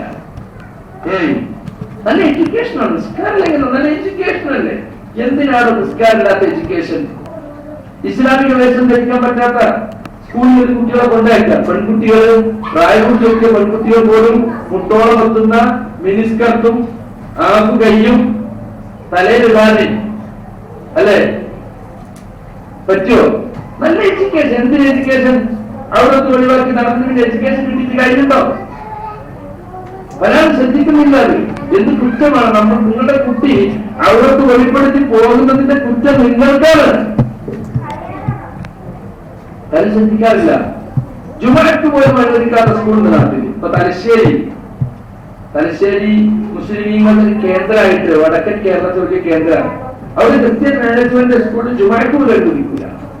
എന്നിട്ട് അടുത്ത കാലത്ത് കുറച്ച് ചെറുപ്പക്കാരൊക്കെ ബഹളം ഉണ്ടാക്കി സമരമായി സ്കൂൾ പൂട്ടി. അവസാനം മാനേജ്മെന്റ് വെല്ലുവിളിച്ചു. അവിടെ തട്ടതാൻ അനുവദിക്കില്ല. അവിടെ കന്യാസ്ത്രീ പഠിപ്പിക്കുന്നുണ്ട്. അവർക്ക് മുഖമൊക്കെ ബുർക്കത്ത് വരാം. പക്ഷെ പഠിക്കുന്ന കുട്ടിക്കിടാൻ പാടില്ല. അച്ഛന്റെ വേഷം ധരിച്ചിട്ട് സ്കൂളിൽ പോകാം അധ്യാപകരായിട്ട്. പക്ഷെ മറ്റുള്ളവർക്ക് പാടില്ല. കണ്ടോ? എന്നിട്ട് പറഞ്ഞതാണ് മറ്റ് കുട്ടികൾക്കിടയിൽ വേർതിരിവ് പറ്റുന്നല്ലോ, എല്ലാവർക്കും ഒരേ ഡ്രസ് വേണ്ടേ? അപ്പൊ ആ രൂപത്തിൽ നിന്നിട്ട് അവസാനം എന്താണ്? നിങ്ങളുടെ കുട്ടികൾ നിങ്ങൾ കൊണ്ടുപോയിക്കോ. അവസാനം കുറച്ചാൾ മാത്രം കുട്ടികളെ പേരുട്ടിക്കൊണ്ടുവന്നത്. അപ്പൊ നമ്മുടെ ആളുകളെ സംബന്ധിച്ചിടത്തോളം നമ്മുടെ കുട്ടികള് നമസ്കരിക്കണം, അവർ ഇസ്ലാമിക വേഷം ധരിക്കണം, ഇസ്ലാമിന്റെ സംസ്കാരത്തിൽ വളരണം എന്നൊരു താല്പര്യം പല രക്ഷിതാക്കൾക്കുമില്ല. സമൂഹത്തിൽ ലയിക്കാനാണ് നാം ഇഷ്ടപ്പെടുന്നത്. അതൊരിക്കലും ഒരു മുസ്ലിമിന് പറ്റില്ല. ഏത് സാഹചര്യത്തിലും ഇസ്ലാമിന്റെ ചിഹ്നങ്ങൾ മുറുകെ പിടിച്ചുകൊണ്ട് നാം ജീവിക്കാൻ സാധിക്കണം. അപ്പൊ നിസ്കാരം ഒഴിവാക്കുന്ന സ്കൂളിൽ കുട്ടി ചേർക്കാൻ പാടില്ല. എന്ത് വിദ്യാഭ്യാസത്തിന് വേണ്ടിയായി നമസ്കരിക്കാൻ സൗകര്യമുള്ള സ്കൂളിലെ കുട്ടികളെ ചേർക്കാവൂ. ഇപ്പോ സ്വന്തം വീട്ടിൽ തന്നെ ഉന്നത പഠനമാണ് കുട്ടി പഠിക്കുന്നത്. എൻട്രൻസിന് വായിക്കാണ്, സുബഹിക്ക് വിളിക്കൂല. കുട്ടി എൻട്രൻസിന് വായിക്കണം, പക്ഷെ പോലീസിയാക്കപ്പെട്ട കാര്യല്ലേ. എൻട്രൻസിന് വായിക്കണം, വിളിക്കട്ടെ എല്ലാം ക്ഷീണിച്ചിന്റെ കുട്ടി 1 മണിയെ വായിച്ചതാ, ഒരു 8 മണിയിൽ ഉറങ്ങട്ടെ, സുബഹി ഇല്ലെങ്കിൽ എന്താ പറ്റോ? ഒരു വഖത്ത് നിസ്കാരം ഒഴിവാക്കാൻ വൻ പാപമാണ്. അത് പല ആൾക്കും അറിഞ്ഞൂടാ. ഒരു വഖത്ത് ഫർദ് നിസ്കാരം ഉപേക്ഷിക്കുക എന്നത് വൻ പാപങ്ങളിൽപ്പെട്ട ഒരു പാപമാണ്. നമ്മുടെ ജീവിതത്തിന്റെ ബാലൻസ് കാത്തു സൂക്ഷിക്കുന്നത് നമസ്കാരമാണ്. വിശുദ്ധ ഖുർആനിലെ സൂറത്ത് മറിയമിൽ കുറെ പ്രവാചകന്മാരുടെ ചരിത്രത്തിലേക്ക് ശ്രദ്ധ ക്ഷണിച്ച ശേഷം ഖുർആൻ പറഞ്ഞു, ഫഖലഫ മിൻ ബഅദിഹിം ഖൽഫുൻ അളാഉ സ്വലാത്ത് വത്തബഉ ശഹവാത്ത്. അവർക്ക് ശേഷം ചീത്ത പിൻതലമുറയുടെ രംഗത്ത് വന്നു. അവർ എന്ത് ചെയ്തു? അവർ നമസ്കാരത്തെ പാഴാക്കി. അപ്പോൾ അതിന്റെ റിസൾട്ട് എന്താ? വത്തബഉ ശഹവാത്ത്, ദേഹേച്ഛകളെ പിന്തുടർന്നു. നമസ്കാരമാണ് മനുഷ്യന്റെ ജീവിതത്തിൽ തിന്മകളെന്ന് തടഞ്ഞു നിർത്തുന്നത്. അത് ബാലൻസ് പോയി. അതിന്റെ പാപഫലം അവർ കണ്ടെത്തുക തന്നെ ചെയ്യും. അതുകൊണ്ട് നമസ്കരിക്കാത്ത ഒരാള് നമ്മുടെ വീട്ടിൽ ഉണ്ടാകാൻ പാടില്ല. മകനാകട്ടെ, മകളാകട്ടെ, പുയ്യാപ്പിളയാകട്ടെ. ഞാൻ പറയാറുണ്ട്, അമ്മായിയമ്മ പറയും സുബൈക്ക് പാപ്പ പള്ളിക്കുമ്പോൾ നിങ്ങൾ ഗേറ്റ് മെല്ലെ തുറക്കണേ, പുയ്യാപ്പിള ഉണരും. പുയ്യാപ്പിളന്റെ ദൂരനോട് കിടന്നുറങ്ങുന്നുണ്ട്. ഓന് സുബൈ ബാധകല്ല. അമ്മായിയമ്മ ഓനെ താലോടിച്ചിട്ട് ഓനെ സുബൈക്ക് വിളിക്കും കൂടിയില്ല. ഈ രൂപത്തിൽ നമ്മൾ അതപ്പതിക്കാൻ പാടില്ല. നമസ്കാരത്തിന്റെ ഗൗരവം നമ്മൾ മനസ്സിലാക്കണം. ഒരാൾ നിസ്കരിക്കാത്ത വീട്ടിലുണ്ടാൻ പാടില്ല. അത് ഗൃഹനാഥന്റെ ചുമതലയാണ്. അത് നോക്കണം. പിന്നെ സുന്നത്ത് നമസ്കാരങ്ങളെ കാര്യം, ഫർദിൽ സംഭവിച്ചു പോകുന്ന അപാകതകൾക്ക്, വീഴ്ചകൾക്കുള്ള പരിഹാരമായിട്ട് അള്ളാഹു നിശ്ചയിച്ചാണ് സുന്നത്ത് നമസ്കാരങ്ങൾ. നാളെ വിചാരണ ചെയ്യുമ്പോ ആദ്യം ഫർദ് നമസ്കാരങ്ങളെ പറ്റി വിചാരണ നടത്തും. അത് പൂർണ്ണമായും നിർവഹിച്ചിട്ടുണ്ട്, ഒരു ദോഷവും സംഭവിച്ചിട്ടില്ലെങ്കിൽ പ്രശ്നമൊന്നുമില്ല, ആരെങ്കിലും ഉണ്ടാവും. എല്ലാ നിബന്ധനകളും ഇപ്പൊ 7 നിസ്കരിക്കാത്ത അധികം 3 ഒപ്പിച്ചതാണ്. ബാക്കി 2 അയാളുടെ ജീവിതത്തിൽ വീഴ്ചയില്ല. പിന്നെ നിസ്കാരം തുടങ്ങിയതിന് ശേഷം തന്നെയും പല ആളുകളും നിസ്കരിക്കാൻ നിൽക്കും. പക്ഷെ പീഡിയയിലെ ബാക്കി അക്കൗണ്ട് ആയിരിക്കും അല്ലെങ്കിൽ കൊടുക്കാനുള്ളതും വാങ്ങാനുള്ളതും അങ്ങനെ യന്ത്രം പോലെ അത് സ്വിച്ച് തെച്ച മാറില്ല. അങ്ങനെ ഒക്കെ പോണ്ടാവും. ചിന്ത വളരെ വേണ്ടിയിലായിരിക്കും. നിസ്കാരം കഴിഞ്ഞിട്ട് ചിന്തിക്കാൻ നിസ്കരിച്ചത് അത് ഇംഗ്ലീഷ് പറഞ്ഞു സാരല്ലടാ അടുത്ത ഓപ്ഷൻ ശരിയാക്കാം സമാധാനിപ്പിക്കും അടുത്തോത്തും കേട്ടോ. അപ്പൊ അത് നമ്മൾ ദയ്യലും എന്ത് ചെയ്താലും അതൊക്കെ ഭംഗിയാക്കി കാണിക്കലാണ് പിശാചിന്റെ പണി. അതുകൊണ്ട് ആ കാര്യം നമ്മൾ പ്രത്യേകം ഓർക്കണം. നമ്മളെ സംബന്ധിച്ചിടത്തോളം സുന്നത്ത് നമസ്കാരങ്ങൾ ഫർള് നമസ്കാരങ്ങൾക്ക് മുൻപും പിമ്പുമായി അള്ളാഹു ചെയ്യിച്ച 10 അല്ലെങ്കിൽ 12 റക്അത്ത് റവാത്തിബ് സുന്നത്തുകൾ. ആ റവാത്തിബ് സുന്നത്തുകള് ഫർള് നിസ്കാരത്തിന് പ്രൊട്ടക്ഷൻ ആയിട്ട് അപ്പുറം നിശ്ചയിച്ചതാണ്. അത് നമ്മൾ എന്ത് വേണം? അത് കൃത്യമായി നിർവഹിച്ചാൽ സ്വർഗത്തിൽ അവർക്കൊരു വീടാണ് അള്ളാഹു ഓഫർ ചെയ്തിട്ടുള്ളത്. സുബ്ഹാനല്ലാഹ്. പല ആളും സുന്നത്ത് സ്ഥിരമായി നിസ്കരിക്കാത്തവരുണ്ട്. സ്ഥിരമായിട്ട് അത് സുന്നത്തല്ലേ എന്ന് നിസ്കരിക്കേണ്ടാത്തത് തന്നെ എപ്പോഴെങ്കിലും ഒഴിവാക്കിയ കുറ്റമില്ലാത്ത അർത്ഥം. ഇത് സ്ഥിരമായിട്ട് നിസ്കരിക്കൂല. എപ്പോഴാണ് ജമാഅത്തിന്റെ ടൈം അപ്പോഴേ എത്തുള്ളൂ. കാരണം നേരത്തെ എത്തിയാലും തരിയത്തെ നിസ്കരിക്കട്ടെ. അതുകൊണ്ട് ഇങ്ങനെ ചവിട്ടി പിടിച്ച് ഇങ്ങനെ മെല്ലെ എത്തുള്ളൂ. 2 റക്അത്തിൽ നിസ്കരിക്കേണ്ടി വന്നാലോ പള്ളി കയറിയാൽ ഇരിക്കുന്നതിന് മുമ്പ് എന്ത് ചെയ്യണം? 2 റക്അത്ത് നിസ്കരിക്കണം. ളുഹറിന് മുമ്പ് 2 റക്അത്ത്, ശേഷം 2 റക്അത്ത്. ചിലപ്പോൾ നബി 4 നിസ്കരിക്കും. പിന്നെ മഗ്‌രിബിന് ശേഷം 2 റക്അത്ത്, ഇശാക്ക് ശേഷം 2 റക്അത്ത്. സുബഹിക്ക് മുമ്പുള്ള 2 ഏറ്റവും പ്രധാനപ്പെട്ടത്. അധികാരത്തിൽ കിട്ടാത്തതും അതാണ്. അതുപോലെ തന്നെ സുബഹിന്റെ ജമാഅത്ത് ആഴ്ചയിൽ ഏറ്റവും പ്രധാനപ്പെട്ട ജമാഅത്താണ് വെള്ളിയാഴ്ചത്തെ സുബഹി. പ്രവാസികൾക്ക് അധികം കിട്ടാത്തതാണ്. എല്ലാ ദിവസവും സുബഹി കഴിക്കും. കാരണം എന്താ? കൃത്യമായിട്ട് ജോലിക്ക് പോകണം. അതിനുവേണ്ടി നീക്കുന്നതാണ്. കബീർ എന്ത് ചെയ്യും? ഊർജ്ജടിച്ചു വിടും. അപ്പൊ എഴുതിയില്ല. വെള്ളിയാഴ്ച പിന്നെ ജോലി ഇല്ലല്ലോ. അതുകൊണ്ട് എല്ലാവരും ഓർഡറാണ്. ആരും ലേറ്റ് ഇടാൻ പാടില്ല. അത് വെള്ളിയാഴ്ച ജോലിയൊന്നുമില്ല, ഓർഡറാണ്. ഇന്നലെ ആളിനോട് പറയുണ്ടായി. ഒരാളെ സംബന്ധിച്ച് അയാള് മുസ്ലിം റൂംമേറ്റിന് ആവശ്യമുണ്ട് എന്ന് പറഞ്ഞ് പരസ്യം കണ്ടിട്ട് വിളിച്ച് അങ്ങനെ ബെഡ് സ്പേസ് ഇട്ടിട്ട് പോയി. മോചന്റെ രാവിലെ പിന്നെ സുബൈക്കണിച്ച് ജയിച്ചിട്ടു. ഭയങ്കര ബഹളം. അപ്പൊ നിങ്ങളുടെ മുസ്ലിം റൂംമേറ്റിന് ആവശ്യം തീർന്ന് മുസ്ലിം റൂംമേറ്റിന് ആവശ്യം തീർന്ന് ഞാൻ വന്നത് നിങ്ങളൊക്കെ ദൂരമായ സുബൈക്കിരിക്കാത്ത ബഹളായി. പിന്നെ ഹിന്ദുവിനൊക്കെ അവരിൽ സുബൈക്കാത്ത ഹിന്ദുക്കളും ക്രിസ്ത്യാനികളും അല്ലേ കേട്ടോ. അപ്പൊ ഇതാ നമ്മുടെ ആളുകളുടെ അവസ്ഥ. സുബൈ വെള്ളിയാഴ്ച സുബൈ ഏറ്റവും പ്രധാനപ്പെട്ട ജമാഅത്തായി എനിക്ക് പഠിപ്പിച്ചത് അതാണ്. അന്ന് നമുക്ക് അലത്തൂർ സീരിയല 3 മണി 4 മണിയല്ലേ എന്നിട്ട് കറക്റ്റാ. സുബൈന് തൊട്ടും പണി നടക്കും. എന്നാൽ ഉച്ചക്ക് എണീക്കാം. ചുമ കിട്ടിയാ കിട്ടി. അലക്കലും മുറിക്കലും ഒക്കെ കഴിഞ്ഞിട്ട് ഇത് ഏത് വഴി കഴിഞ്ഞാൽ അപ്പുറത്ത് വഴിയായി. അപ്പുറത്ത് പോയി ചോദിച്ചാൽ അപ്പുറത്ത് വരും. ഇവിടെ പിടുത്തം കിട്ടില്ല. ആളെ മഹലത്തമായി 7 വഴിയിലെ പോയി തിരിയില്ല. ഇങ്ങനെയാണ് പല ആളുകളുടെയും അവസ്ഥ. അതുകൊണ്ട് നമ്മൾ വളരെ ശ്രദ്ധിക്കണം. ഫർളായ നമസ്കാരങ്ങളും സുന്നത്തായ നമസ്കാരങ്ങളും അത് സുന്നത്തിന്റെ കാര്യത്തിൽ വീഴ്ച വരുത്തരുത്. നമ്മുടെ ഫർളിൽ സംഭവിക്കുന്ന അപാകതകൾക്ക് പരിഹാരമായി അല്ലാഹു നിശ്ചയിച്ചിട്ടാണ്. ഇപ്പൊ രാത്രി നമസ്കാരം, സ്വലാത്തുൽ വിത്ർ, സ്വലാത്തുൽ ലൈൽ, 5 നേരത്തെ നിസ്കാരം കഴിഞ്ഞാൽ ഏറ്റവും പ്രധാനപ്പെട്ട നിസ്കാരം സ്വലാത്തുൽ ലൈൽ. അഫ്ളലു സ്വലാത്തി ബഅദൽ ഫരീളത്തി സ്വലാത്തുൽ ലൈൽ. റവാഹു മുസ്ലിം. ഏറ്റവും ശ്രേഷ്ഠമായ നമസ്കാരം അത് ഫർള് കഴിഞ്ഞാൽ പിന്നെ ഏറ്റവും പ്രധാനപ്പെട്ട രാത്രി നമസ്കാരം. അപ്പൊ ഇശാ നിസ്കാരം കഴിഞ്ഞിട്ട് സുബഹി ബാങ്ക് കൊടുക്കുന്നതിന് മുമ്പായിട്ട് 1 റക്അത്തോ 3 5 7 9 11 സ്ഥിരമായി നമുക്ക് എത്ര നിസ്കരിക്കാൻ കഴിയാ അത് നിസ്കരിക്കണം. രാവിലെ എണീക്കൂല എന്ന് തോന്നുകയാണെങ്കിൽ കിടക്കുമ്പോ കിടക്കാൻ ഏതായാലും ഒന്നു കൊടുക്കണമല്ലോ. ആ ഒന്നു എടുത്തിട്ട് 3 റക്അത്ത് നിസ്കരിച്ചേ ഉറപ്പും എന്ന് തീരുമാനിക്കാം. മനസ്സിലായില്ലേ? എത്ര ഹദീസുകൾ ആ വിഷയത്തിലുണ്ട്. വല്ലദീന യബീതൂന ലിറബ്ബിഹിം സുജ്ജദൻ വഖിയാമാ. ഇബാദുർ റഹ്മാൻ പരമകാരുണികനായ അടിമകളുടെ സ്വഭാവം ഇരിക്കുന്നതായിട്ടാ പറയുന്നത്. സുജൂദ് ചെയ്തുകൊണ്ടും രാത്രി നമസ്കരിച്ചുകൊണ്ടും അവർ രാത്രി കഴിച്ചു കൂട്ടുന്നവരാണ്. നബി സല്ലല്ലാഹു അലൈഹി വസല്ലം യാത്രയിൽ പോലും ഈ നിസ്കാരം ഒഴിവാക്കിയിട്ടില്ല. യാത്രയിൽ ഒരു ഫർള് തന്നെ 4-2 നിസ്കരിക്കും. ചിലപ്പോൾ ജംആക്കും. തൊട്ടടുത്ത നിസ്കാരം അസറിലേക്കും മഗ്‌രിബ് ഇശായിലേക്കും ചേർക്കും. പക്ഷേ വിത്ത് നിസ്കാരം ഒഴിവാക്കില്ല. മനസ്സിലായില്ലേ? അതുകൊണ്ട് സഹോദരിമാരോടും സഹോദരന്മാരോടും പ്രത്യേകിച്ച് പറയേണ്ടത് നമ്മൾ പതിവാക്കണം രാത്രി നിസ്കാരം. അഹബ്ബുൽ അമാലി ഇലല്ലാഹി മാ ദാവമ അലൈഹി സ്വാഹിബുഹു വഇൻ ഖല്ല. അല്ലാഹുവിന് ഏറ്റവും ഇഷ്ടപ്പെട്ട അമല് സ്ഥിരമായി നിർവഹിക്കുന്നതാണ്. അത് കുറവാണെങ്കിൽ സ്ഥിരമായിട്ട് ഒരു റക്അത്തോ ചുരുങ്ങിയത് 3 റക്അത്തെങ്കിലും നമ്മൾ പതിവാക്കണം. അത് വലിയ പുണ്യമുള്ള നമസ്കാരമാണ് എന്ന് നമ്മൾ മനസ്സിലാക്കണം.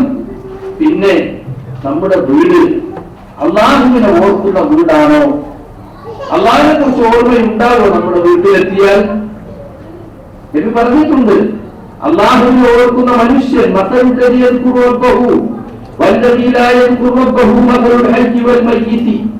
അല്ലാഹുവിനെ ഓർക്കുന്നവന്റെ ഉപമയും ഓർക്കാത്തവന്റെ ഉപമയും ജീവനുള്ളവരുടെയും മയ്യത്തിന്റെയും ഉപമയാണ്. അല്ലാഹുവിനെ ഓർക്കുന്ന മനുഷ്യൻ നല്ല ജീവനുള്ള ശരീരം പോലെയാണ്. അല്ലാഹുവിനെ ഓർക്കാത്തവൻ ശവതുല്യമാണ്. അതുപോലെ തന്നെ വീടിനെ സംബന്ധിച്ച് പറഞ്ഞിട്ടുണ്ട്. നമ്മുടെ വീടുകളിൽ നിന്ന് ഖുർആൻ പാരായണമുണ്ടോ? ലാ തജ്അലു ബുയൂതകും മഖാബിറ. നിങ്ങൾ വീടുകൾ നിങ്ങൾ ഖബർസ്ഥാനാക്കരുത്. എന്താ ഖബർസ്ഥാനൊക്കെ? ഖുർആൻ ഓതാത്തത് ഖബർസ്ഥാന് തുല്യമാണ്. ഖബർസ്ഥാനിൽ ഖുർആൻ ഓതാൻ പാടില്ലല്ലോ. അല്ല, നബിയുടെ പ്രയോഗത. എന്നിട്ടോ വ്യക്തമായി പറഞ്ഞു, ഫഇന്ന ശൈത്താന യൻഫിറു മിനൽ ബൈത്തി അല്ലദീ തുഖറു ഫീഹി സൂറത്തുൽ ബഖറ. സൂറത്തുൽ ബഖറ ഓതപ്പെടുന്ന വീട്ടിൽ നിന്നും പിശാച് ഇറങ്ങി എടുത്തു പോകുന്നതാണ്. നമ്മുടെ വീട്ടിൽ ഖുർആൻ ഓതുന്നുണ്ടോ? ഓതുപോലെ നെറ്റ് തുറന്നിട്ട് 2 മണിക്കൂർ 3 മണിക്കൂർ ഫേസ്ബുക്കും യൂട്യൂബും മെയിലും ഒക്കെ ആയിട്ട് നമുക്ക് അങ്ങനെ വെച്ചിട്ട് വെച്ചിട്ട് 3 മണിക്കൂർ ഒരു വിഷമല്ല. ഖുർആൻ അതാ പറഞ്ഞിട്ട് 5 മിനിറ്റ് ഓതുമ്പോൾ ഭയങ്കര 2 പേര് ഓടിപ്പോയി. എന്തൊരു ബേജാറാണ് നമുക്ക്. ഖുർആനിന്റെ പുണ്യം എത്രയാണ്? മൻ ഖറഅ ഹർഫൻ മിൻ കിതാബില്ലാഹി ഫലഹു ബിഹി ഹസന. ആരെങ്കിലും ഖുർആനിന്റെ അക്ഷരം പാരായണം ചെയ്താൽ അതിന് പകരമായ ഒരു നന്മയുണ്ട്. വൽ ഹസനതു ബിഅശ്രി അംസാലിഹാ. ഒരു നന്മ അതിന്റെ 10 ഇരട്ടി പ്രതിഫലം ലഭിക്കും. ഖുർആനിലെ ഓഫറാണ്. റമദാനിൽ സ്പെഷ്യൽ 300 ദിവസമുള്ള ഓഫറാണ്. മൻ ജാഅ ബിൽ ഹസനതി ഫലഹു അശ്രു അംസാലിഹാ. ആരെങ്കിലും നന്മ കൊണ്ടുവന്നാൽ അയാൾക്ക് അതിന്റെ 10 ഇരട്ടി പ്രതിഫലമുണ്ട്. കണ്ടോ? അപ്പൊ ഒരു അക്ഷരം ഓതിയാൽ 10 പുണ്യം. വിശുദ്ധ ഖുർആൻ ഒരു വരി നിങ്ങൾ എടുത്തോട്ടെ, 25 30 ഇടയ്ക്ക് അക്ഷരം ഉണ്ടാവും. 25 അക്ഷരം കൂട്ടുക 250 പുണ്യം. ഒരു പേജ് ഓതിയ 16 വരി ഉണ്ടാവും. എത്രയായി? 10 വരി ഓതിയാൽ തന്നെ 2500 പുണ്യം. സുബ്ഹാനല്ലാഹ്. ഇത്ര പുണ്യമുള്ള ഏത് ഗ്രന്ഥമുണ്ട് സഹോദരി? ഏത് ഗ്രന്ഥമുണ്ട് സഹോദര? വേറെ ഏതെങ്കിലും ഗ്രന്ഥമുണ്ടോ? അപ്പൊ അതുകൊണ്ട് നമ്മള് രാവിലെ പത്രം വായിക്കാൻ ചിലർ ബാത്റൂമുകൾ കേരള നല്ല സ്റ്റൂളിരിക്കുമ്പോൾ ഇരിക്കാമല്ലോ, യൂറോപ്യൻ ക്ലോസറ്റ് മതി. എന്നിട്ട് ആ ശൈത്താന്റെ കൂട്ടിലിരുന്നിട്ട് അത് വായിച്ച് തീർക്കല. ചിലർക്ക് ഉള്ളിൽ പോണി പത്രം കിട്ടണം. പത്രം വന്നിട്ട് മുമ്പ് അവർ ജമ്പാകും, കക്കൂസി പോലെ. അതിനുള്ളിൽ ഇരിക്കാൻ പാടുള്ള സ്ഥലമില്ല. ആവശ്യങ്ങളുടെ പുറത്തു വരണം. പിശാചിന്റെ ആവാസ കേന്ദ്ര. അല്ലാഹുമ്മ ഇന്നി അഊദു ബിക മിനൽ ഖുബൂസി വൽ ഖബായിസ് എന്ന് ദുആ പഠിപ്പിച്ചതിന്റെ തുടക്കം എന്താണെന്നറിയോ? ഇന്ന ഹാദിഹിൽ ഹുശൂശ മുഹ്തറ. ഈ വിസർജന സ്ഥലങ്ങൾ പിശാചുക്കൾ ഹാജരാവുന്ന സ്ഥലങ്ങളാണ്. അതുകൊണ്ട് നിങ്ങൾ അവിടെ കയറുമ്പോൾ എന്ത് വേണം? ആൺപിശാചുക്കളും പെൺപിശാചുക്കളും അല്ലാഹുവേ ഞാൻ രക്ഷയൊരുക്കുന്ന ദുആ ചെല്ലണം എന്നാണ്. അപ്പൊ പിശാചിന്റെ കേന്ദ്രം ഏറ്റവും കൂടുതൽ പണം ചെലവാക്കുന്ന കക്കൂസ് ശരിയാക്കാനാണ്. ഈ ബാത്റൂം അതിന്റെ അലങ്കാരങ്ങൾ. പിശാചി പറയണം എന്റെ കൂടാരം നന്നായിക്കോ നന്നായിക്കോ. മണിയാർ അലങ്കരിക്കുന്നതിനേക്കാളും വലിയ അലങ്കാരം അവിടെ ഈ നജസിന്റെ കേന്ദ്രത്തിന്. അതിന്റെ ടൈൽസ്, അതിന്റെ പിന്നെ ടൈൽസിന്റെ വെപ്പ്, അതിന്റെ വലിയ വലിയ മിക്സർ, ഹീറ്റർ, എന്തെല്ലാം സാധനങ്ങളായി കിട്ടിയത്. അപ്പുറത്തെ കണ്ണാടി ഇപ്പുറത്തെ കണ്ണാടി, എന്തെല്ലാം ഇത്ര പൈസ ചെലവാക്കണോ? യൂറോപ്യന്മാരുണ്ടാക്കി കപ്പ്. കാരണം അവര് 500 രൂപ വെള്ളം തട്ടുള്ളൂ, ബാക്കി നമുക്ക് തട്ടി വിൽക്കല. അധികം തുടക്കല ഒരു പരിപാടി. തലവേണ്ടി നമ്മളും വലിയ ടപ്പ് ഉണ്ടാവും. എന്നിട്ട് ഈ ചെത്തിൽ വെള്ളം നിറച്ച് മുങ്ങാനം തോന്നുന്നു. ഒന്നുമല്ല അനുകരണം. ആ ടപ്പിന്റെ യാതൊരു ആവശ്യമില്ല. അപ്പോ നമ്മളെല്ലാ സ്ഥലത്തും കൊണ്ടുപോയിട്ട് നമ്മുടെ ബാത്റൂമിൽ വലിയ വലിയ ഹോട്ടലുകളിലൊക്കെ പോയാൽ കാണാൻ ബാത്റൂമിൽ ഒരു ഇറക്കി പിരിച്ചിട്ടുണ്ട്. വീണതാ ചെയ്തു, അത് പിരിച്ചതാ. അവിടെ വെള്ളം നിറക്കാൻ പാടില്ലാന്ന് അർത്ഥം. അവിടെ കുളിക്കാൻ വേണ്ടി മാത്രം വേറെ ചിരിമുണ്ടാവും, അതിനുള്ളിൽ മാത്രം വെള്ളം നനയ്ക്കണ്ട. ഈ രൂപത്തിലൊക്കെ പാശ്ചാത്യനെ അനുകരിച്ചിട്ട് നമ്മൾ എന്തെല്ലാം ചെയ്യുന്നത്. അപ്പൊ നമ്മള് കൃത്യമായി മനസ്സിലാക്കണം, പത്രം വായിക്കാൻ ഉപയോഗിക്കുന്ന ടൈം പോലും നമ്മൾ എന്ത് ചെയ്യുന്നില്ല, ഖുർആൻ ഉപയോഗിക്കുന്നത്. പത്രത്തിൽ ഈ കളമൂത്രം അത് എത്രയോ സമയം എടുത്ത് വായിക്കും, 1 മണിക്കൂർ 2 മണിക്കൂർ. ഇപ്പൊ മാതൃവും മനോരമയും കിട്ടിയപ്പോ മാധ്യമം കിട്ടില്ല, അതും കൂടി വായിച്ചാൽ ഉച്ചയാകുമ്പോഴത്തിന് എന്താണ് ഇന്നത്തെ പത്രം നാളെ ഇരിക്കും ഭക്ഷണത്തിന്, അല്ലെങ്കിൽ എന്തെങ്കിലും കാട്ട പോരാണ് അല്ലേ? അതായിട്ടല്ല, ഒരു ദിവസം താഴ്ചായി ഇങ്ങനെയുള്ളത് കഴിഞ്ഞ കഥ. എന്നിട്ട് അതിന് നമുക്ക് എന്തു പ്രാധാന്യം. അപ്പൊ അതുകൊണ്ട് ഖുർആൻ ഓതുന്ന കാര്യം അതിന് നമ്മൾ സമയം കണ്ടെത്തിയേ മതിയാവൂ. നമ്മുടെ വീട്ടിലെ മ്യൂസിക് നമ്മൾ പാട്ട് ഒഴിവാക്കണം. പല വീട്ടിലെ പാട്ട് തന്നെ, പാട്ട് മ്യൂസിക്. ടിവിക്ക് തുറന്നാൽ മ്യൂസിക് തന്നെ. മ്യൂസിക് എത്ര ഗൗരവമുള്ള തെറ്റാണ് ഖുർആൻ ഹദീസും പഠിപ്പിക്കുന്നത്. പിശാചിന്റെ ശബ്ദമാണത്.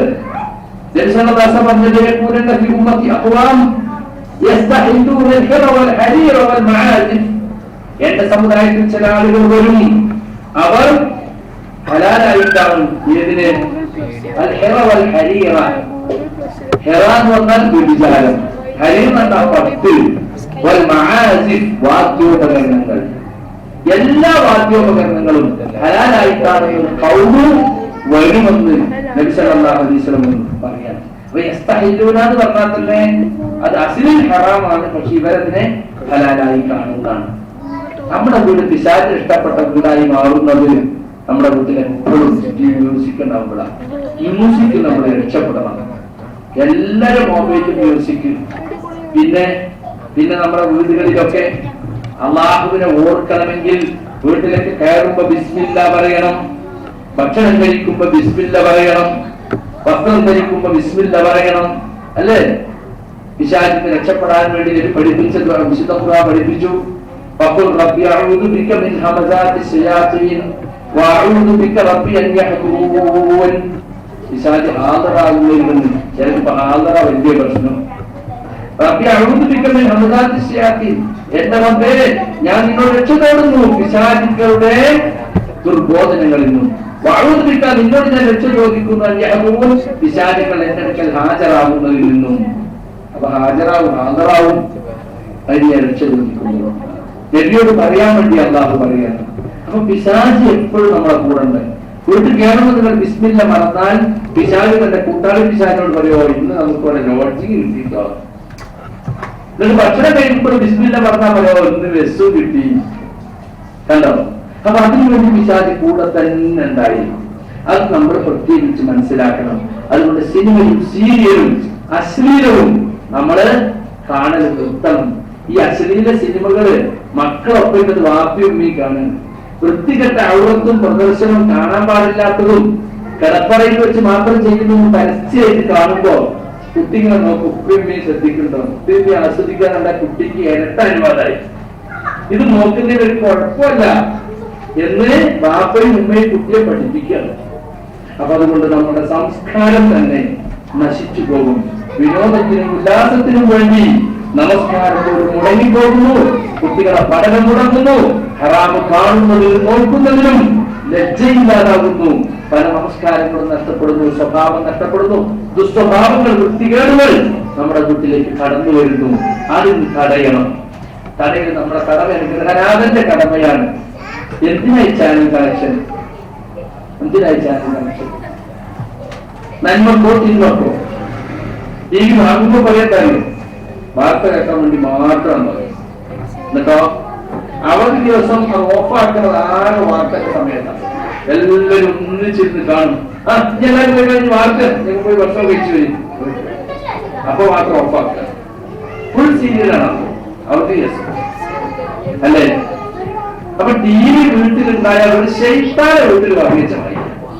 ടി വി ഒരു ചാനൽ കണക്ഷൻ ആര് നിയന്ത്രിക്കും? കുട്ടികളല്ലേ ആദ്യമൊക്കെ പറയും, താല്പര്യമില്ല പോകുന്നു വഴങ്ങിയ അതോടെ കഴിഞ്ഞു. ആ കോടതി അങ്ങനത്തെ കോടതിയാണല്ലോ, ഒന്ന് ബലം പിടിച്ചാൽ എല്ലാം പാസ്സാകുന്ന കോടതിയാണ് പെണ്ണുങ്ങളെ കോടതി. അപ്പൊ പിന്നെ കുട്ടികൾ ഇഷ്ടം പറഞ്ഞു കാണും. ആദ്യം പറയും കുട്ടികൾക്ക് എല്ലാവർക്കും ഗെയിം കളിക്കാനാണ്. എന്താ ഗെയിം? എപ്പോഴും കുട്ടികൾ വെടിയേക്കല, മരിച്ചു വീഴല. കുട്ടികളത് കാണുന്നുള്ളൂ. കുട്ടികളുടെ സ്വഭാവത്തെ സ്വാധീനിക്കാറുണ്ട്. അങ്ങനത്തെ ഗെയിം കുട്ടികൾക്ക് വാങ്ങിക്കൊടുക്കരുതെന്നാണ് മനഃശാസ്ത്രജ്ഞന്മാരും വലിയ വലിയ ആളുകളൊക്കെ പറയുന്നത്. അത് കുട്ടികളിൽ കുറ്റവാസന വളർത്തുകയാണ്, കുട്ടികളുടെ മനസ്സിലെ കാഠിന്യത്തെ ഇല്ലാതാക്കുകയാണ്. നമ്മുടെ കുട്ടികളുടെ സ്വഭാവ രൂപീകരണത്തിൽ മീഡിയകൾ വലിയ പങ്ക് വഹിക്കുന്നുണ്ട്. അത് നമ്മൾ മനസ്സിലാക്കണം. അതുകൊണ്ട് സന്താനങ്ങളെ നല്ല സംസ്കാരത്തിൽ വളർത്തണമെന്ന് ആഗ്രഹിക്കുന്നവർ TV ഒഴിവാക്കുക, അല്ലെങ്കിൽ TV-യിൽ നല്ല ഇസ്ലാമിക കാസറ്റുകൾ മാത്രമേ കാണൂ എന്ന് തീരുമാനിക്കുക. പിന്നെ നിങ്ങൾ കണ്ടോ, പല വീട്ടിലും പോയി നോക്കിയ ഷോക്കേസിൽ കുറെ ജീവനുള്ളവരുടെ രൂപങ്ങൾ അല്ലെ? കളിപ്പാട്ടല്ലേ? കളിപ്പാട്ടം കളിക്കാൻ പറ്റും, പക്ഷെ കളിപ്പാട്ടം എടുത്തിട്ട് ഷോക്കേസിൽ വെച്ചാലോ തേച്ച് മിനുക്കി പടച്ച് അതിന്റെ സ്വഭാവം മാറിയില്ലേ?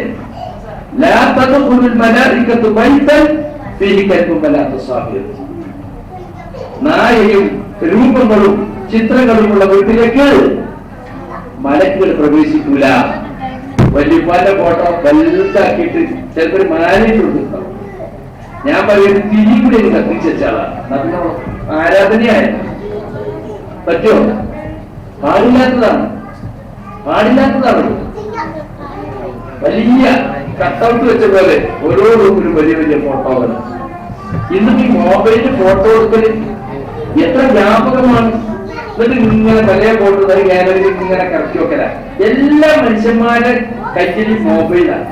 സൂഫികളായിട്ട് ദസ്തിയാലെത്തി മനുഷ്യർ ഇങ്ങനെ എപ്പോഴും തന്നെ ജുമായാലും മെസ്സേജ് വായിക്കലും തെളിയിക്കലും എല്ലാം ഈ സാധനം കയ്യിലില്ലാതെ, ഒരു മൊബൈലിൽ കയ്യിലില്ലാതെ അവയവം പോയമായില്ല. ഇങ്ങനെ ഇപ്പൊ തന്നെ ഒരുപാട് സമയം, വേണ്ടാത്ത ഒരുപാട് സമയം സംസാരിച്ചു കളയുന്ന ആളുകൾ വെറുതെ ഓഫർ ഉണ്ടെന്ന് പറഞ്ഞ് സംസാരിക്കണേ. ഫോണിൽ ഗാലറിയിൽ ഒരുപാട് ആളുകളെ ഫോട്ടോ കാണാൻ പാടുന്നതും പാടില്ലാത്തതും ചിലർക്ക് നമ്പർ എടുത്ത് ലോക്ക് ചെയ്തിട്ട് അവർക്ക് മാത്രം കുറഞ്ഞ് കാണാൻ പറ്റുന്നത് ഈ രൂപത്തിലൊക്കെ. ഈ ഫോട്ടോ അത്യാവശ്യത്തിന് ഐഡന്റിറ്റി കാർഡിനോ അല്ലെങ്കിൽ റേഷൻ കാർഡിനോ പാസ്പോർട്ടിനോ ഇതിനൊക്കെ അനുവദിക്കപ്പെട്ടിട്ടുള്ളൂ. പിന്നെ എന്തെങ്കിലും ഒരു നന്മ അതുകൊണ്ടുണ്ടെങ്കിൽ ആ നന്മക്ക് വേണ്ടി മാത്രം, അത് ഹലാലായ മറ്റൊന്നുകൊണ്ടും നമുക്ക് നേടിയെടുക്കാൻ കഴിയാത്ത നന്മയാണെങ്കിൽ ആ പരിധി അത് ഉപയോഗിക്കാം. അങ്ങനെയാണോ ഇത് നമ്മുടെ പല ഫോട്ടോകളും? ആവശ്യത്തിനും അത്യാവശ്യത്തിനും അല്ല അനാവശ്യത്തിനാണ് വെറുതെ ടൂർ പോവുക, എന്നിട്ട് ഓളെ ഫോട്ടോ എടുക്കുക, ഓനെ ഫോട്ടോ എടുക്കുക, എന്നിട്ട് ഓനും പെണ്ണുങ്ങൾ നിൽക്കുക, മറ്റൊരു പെണ്ണുങ്ങൾ നിൽക്കുക, ഫോട്ടോ എടുക്കുക, അതിന് പിന്നെ പിക്നിക്ക് ഫോട്ടോ, മറ്റേ ഫോട്ടോ. കല്യാണത്തിനൊക്കെ വന്നാൽ സ്റ്റുഡിയോക്കാരെ ഒന്നിച്ച് ധരിപ്പിക്കല, കരാറ് കൊടുക്കല. എന്നിട്ട് ഇങ്ങനെ പല സ്ഥലത്തില് ഓനിക്കത്തിരിക്കണേ, കാർമ പിടിച്ചിരിക്കണേ, മറ്റോടത്തിരിക്കണേ, ഇതൊക്കെ പാടാക്കിയിട്ടുണ്ട്. കല്യാണ ഫോട്ടോ കാണിക്കുക, പ്രദർശനം ഭയങ്കര തെറ്റാണ്. ഇന്ന അശബ്ദാസി അതാണ് ഖിയാമത്ത് ഏറ്റവും കൂടുതൽ ശിക്ഷിക്കപ്പെടുന്നവർ രൂപങ്ങൾ ഉണ്ടാക്കുന്നവർ, ചിത്രങ്ങൾ ഉണ്ടാക്കുന്നവരാണ്. ജീവനുള്ളവരുടെ രൂപം, ജീവനുള്ളവരുടെ ചിത്രം, അതെല്ലാം വലിയ തെറ്റാണ്. അതിന് അനുവദിക്കപ്പെടുന്നത് കളിപ്പാട്ടം മാത്രമാണ്. കളിപ്പാട്ടം അനുവദിച്ചതുപോലെ തന്നെ അത്യാവശ്യത്തിലുള്ള ഫോട്ടോയും അനുവദിച്ചു. മനസ്സിലായി? കളിപ്പാട്ടം കളിപ്പാട്ടത്തിൽ ഉപയോഗിക്കാം. കളി കഴിഞ്ഞ ചാക്കില മറ്റൊട്ടൊരു മൂലയൊക്കെ വെക്കണം. അത് കളിപ്പാട്ടായി ഉപയോഗിക്കുമ്പോൾ അതിലൊരു ഇക്രാമില്ല. കുട്ടികൾ മൂത്രമൊഴിക്കും, ചിലപ്പോ കത്തിച്ച് കൊണ്ടുവരും, ചിലപ്പോ വെള്ളം ഇട്ടു, ചിലപ്പോ കേരി ഇട്ടു. ഒരു ബഹുമാനമല്ല, അതിന് യാതൊരു കുഴപ്പമില്ല. അതുകൊണ്ട് ആ പ്രത്യേകം ശ്രദ്ധിക്കണം. നമ്മുടെ നാട്ടിലൊക്കെ വീട്ടിലൊക്കെ ആവശ്യമില്ലാത്ത ഒരുപാട് ഫോട്ടോകള് നടക്കുന്നുണ്ട്. അതുപോലെ കാവലിനും വേണ്ടതും വേണ്ടി നായ വളർത്താൻ അനുവദിച്ചിട്ടുണ്ട്, പക്ഷെ പുറത്തായിരിക്കണം, വീട്ടിനകത്ത് കയറിയിട്ടില്ല. ഒരിക്കൽ ജിബ്രീൽ വന്നു, നബിന്റെ കട്ടിലോട്ട് നായ്ക്കുട്ടി. ഇതിൽ തിരിച്ചുപോയി. നബി കാത്തിരുന്നു, വരുന്നുണ്ട്.